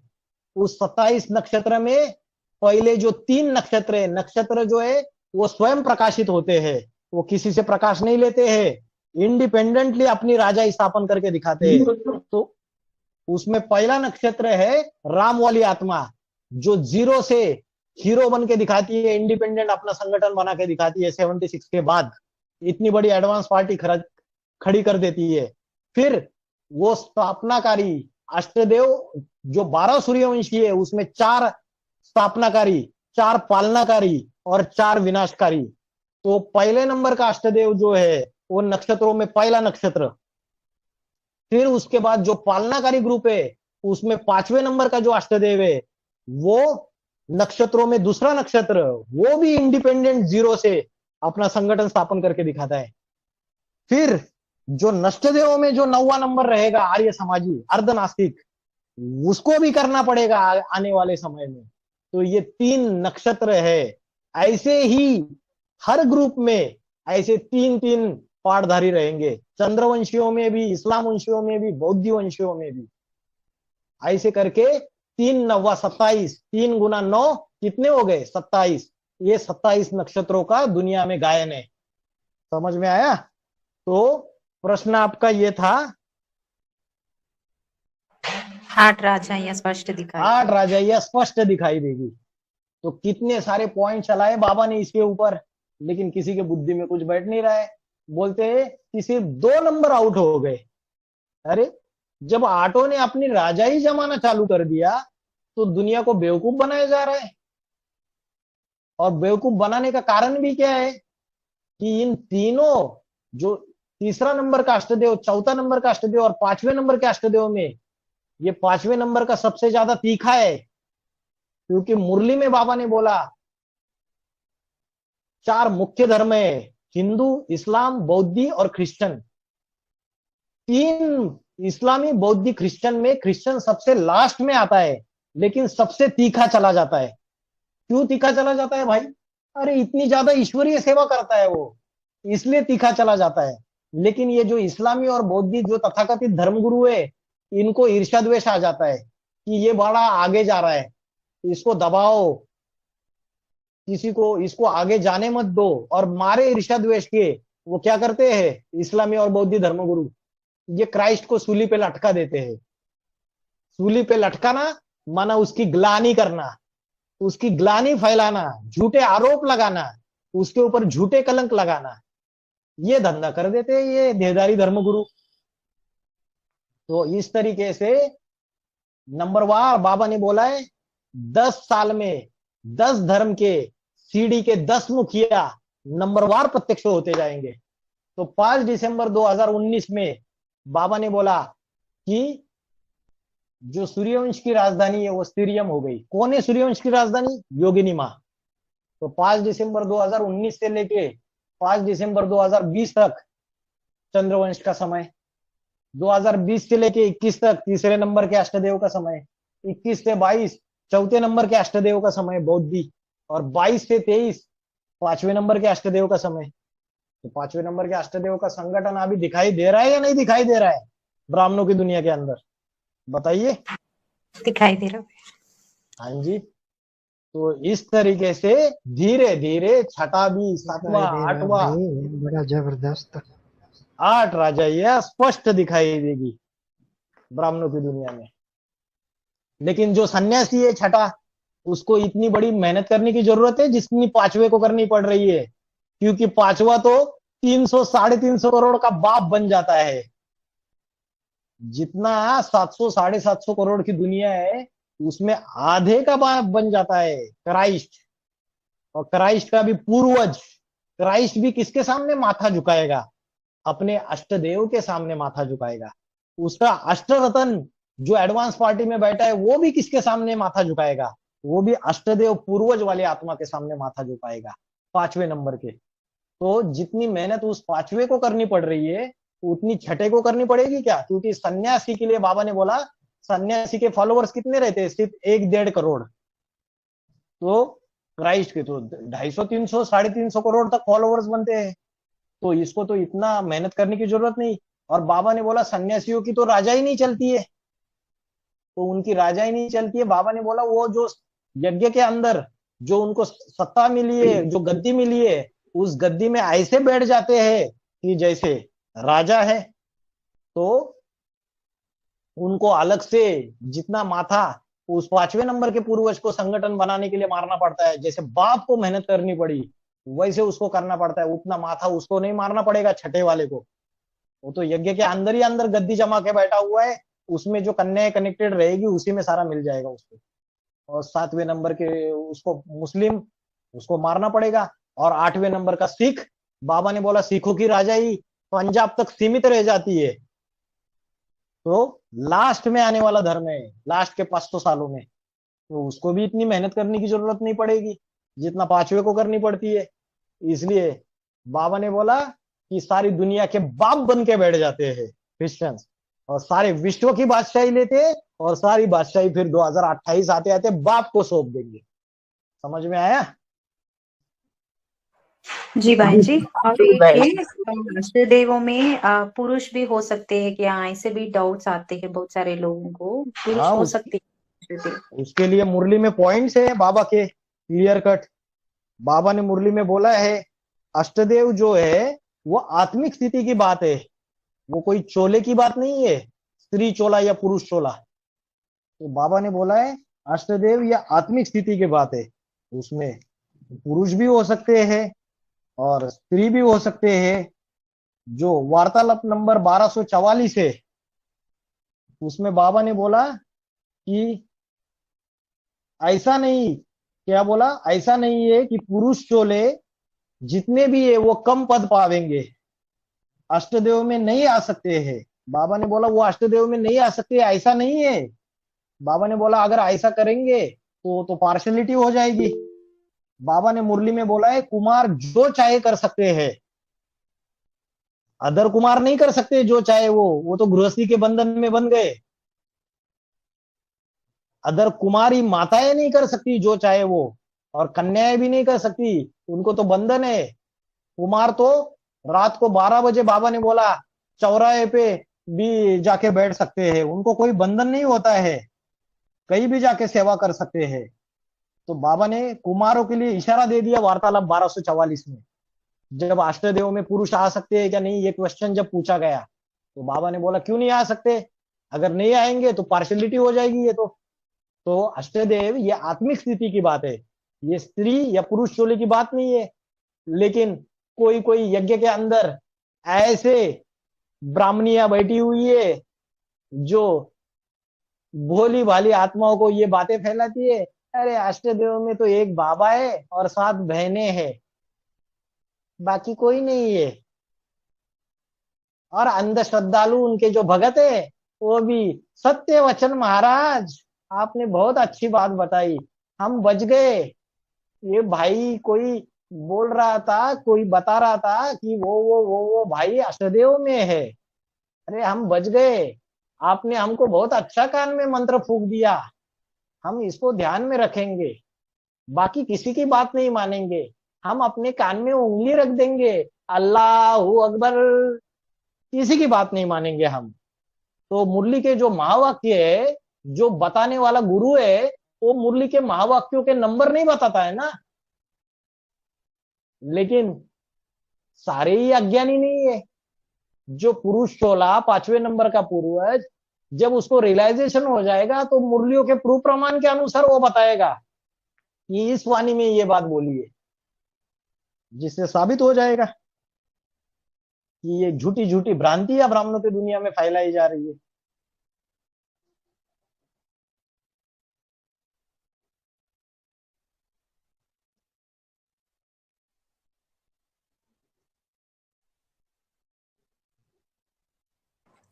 ओम शांति भाई जी, ओम एक शांति। प्रश्न है। एक हाँ प्रश्न है, हम बाबा ने बताते हैं सारी दुनिया को बाबा का संदेश देना है हम। हाँ ऐसे तो बाबा ये बात भी बोलते हैं नब्ज देख के बताना है, हाँ जी। ऐसे भी बोलते हैं। लेकिन कोई कोई ऐसे रह जाते हैं, सारी दुनिया सब लोगों को, दुखी लोगों को भी रहम करना है, आप लोग जो दुखी है उनके रहम करके अपनी सेवा करना है, बाबा का संदेश उनको देना है, तो ऐसे बताते हैं ना। तो ऐसे ऐसे लोगों में तो ऐसे बुरे कर्म करने वाले लोग हैं, दारू पीने वाले हैं, खराब कर्म करने वाले वैश्य वैसा भी है, उनको भी देना है या नहीं देना है। देना और है, कोई सभी को कोई देना ऐसे है। है, कोई कोई ऐसे है संदेश लेते हैं, फिर कोर्स अधूरा सुन लेते हैं, फिर दूसरे दूसरे कर्म धर्मों में कन्वर्ट हो रहे हैं, जैसे क्रिश्चियन में ऐसे कन्वर्ट हो रही है। तो वो ऐसे संदेश एक वो संदेश लेते हैं आपका, तो वो प्रजा में आ गए आपके, और आप उसके हम्म, राजा बन गए। बाबा ने बोला हाँ, है जितने भी आत्माओं को संदेश देंगे वो सारे के सारे प्रजा में आएंगे, और फिर वो हाँ, पुरुषार्थ नहीं करते हैं, आगे हम्म, ज्ञान में नहीं चलते, कोर्स नहीं करते, भट्टी नहीं करते हैं, तो कोई बात नहीं, आपका काम आपने कर दिया, आपने उनके बुद्धि में बीज डाल दिया। बाबा ने बोला 100 को सुनाएंगे तो एक निकलेगा। बाबा ने बोला कोई राजा होता है तो उसको प्रजा कितनी होती है, लाखों की होती है, और जो वारिसदार होते हैं उसके जो प्रिंस प्रिंसेस, वो वारिसदार उसमें भी बड़े बच्चे को वो राजा बना देता है। जो बड़े बच्चे को, बाकी जो उसके 3-4 बच्चे हैं वो प्रिंस प्रिंसेस है, उनको राजा नहीं बनता है। तो वारिसदार क्वालिटी कितना रहता है, एक ही रहता है ना, तो वारिसदार हाँ, क्वालिटी एक ही बनेगा। बाबा ने बोला 100 को सुनाओगे तो एक निकलेगा। तो संदेश भी देना है, प्रजा भी बनानी है, और क्वांटिटी के साथ साथ क्वालिटी भी निकालनी है। हाँ, जब ज्ञान सुनाओगे तब प्रजा भी निकलेगी, और क्वालिटी वाला हाँ, भाई वारिसदार जी, भी निकलेगा, उसके ऊपर ज्यादा मेहनत लेनी है, उसको ज्यादा हाँ, वैसे आप सामान बनाना है। हाँ ऐसे तो है बाजी, लेकिन वो कन्वर्ट हो रही है बोल के अरे एक एक अरे एक जन्म हमको ब्रॉड ड्रामा में तो एक दिन तो वो बच्चा हमारा बच्चा तो बनना पड़ेगा ना। अरे संदेश बच्चा थोड़ी देते बनता बाप के है, पर। संदेश देने से बच्चा थोड़ी बनता है, प्रजा बनती है। संदेश देने से बच्चा ऐसा थोड़ी है। बनता है। बच्चा तो वो ठीक बनता है। है जो वारिसदार क्वालिटी है, जिसको हाँ आपने हाँ आगे बढ़ा के आप समान बनाया, वो बच्चा बनता है। हाँ हाँ, ऐसे ऐसे तो चिंता सारी, हो रही है, ऐसे लोगों को अरे माँ बाप बनता है, ऐसे अरे चिंता हो अरे रही है। अरे आप तो सारी दुनिया की माँ हो। जो अष्टदेव है या तो जो बीज रूप आत्मा है 4.5 लाख, वो तो सारी दुनिया के बाप है। वो बीज है सारी सृष्टि के। बाबा ने बोला हर जी सितारे में अपनी दुनिया समाई हुई है, हर बीज में अपना झाड़ समाया हुआ है। तो आपका भी झाड़ है, तो आप माई हो गई ना उस सारे झाड़ की, आप उसके जी बाप भी हो जी। गए। ठीक हेलो है, भाई डरते जी। क्यों? हेलो भाई जी, ये क्वेश्चन है, जैसे भगवान ने बोला है काम जीते जगत जीत, तो वो सब पे ही जगत जीत कैसे ये हो सकता है? सब पे कौन सी जगत बात जीत, की बात है? काम जीतो सो जगत जीत, कोई नंबर वन होगा ना। हम्म। वो नंबर वन कौन है? शिव शंकर भोलेनाथ, जिसके लिए बोला कामदेव को भस्म किया जिसने। हम्म। इसलिए उसका ये शिवलिंग के रूप में पवित्रता की पूजा होती है। अपने अपने पुरुष अपने सभी इंद्रियों को कंट्रोल कर सकता है, लेकिन काम इंद्रियों को जब आवेश आता है तब कंट्रोल नहीं कर पाता है। तो उसमें जो हम्म अव्वल नंबर पार्ट बजाने वाला है वो शिव शंकर हम्म। भोलेनाथ है। इसलिए उसके लिए बोला हाँ काम भाई। जीते सो जगत जीत, इसलिए वो जगत जीत जगन्नाथ विश्वनाथ बनता है। तो उसका गायन है वो, सबका गायन नहीं है। अच्छा। पवन बोला ना कि भाई है बाकी ना नंबरवार, जगत जीत बनना है, अरे योगी बाकी बनना है। नंबरवार है, बाकी नंबरवार है, उससे कम ही है ना। वो विश्वनाथ जगन्नाथ उसका टाइटल है, बाकी नंबरवार है। फिर अष्टदेव, फिर 108 नंबरवार है सारे के सारे।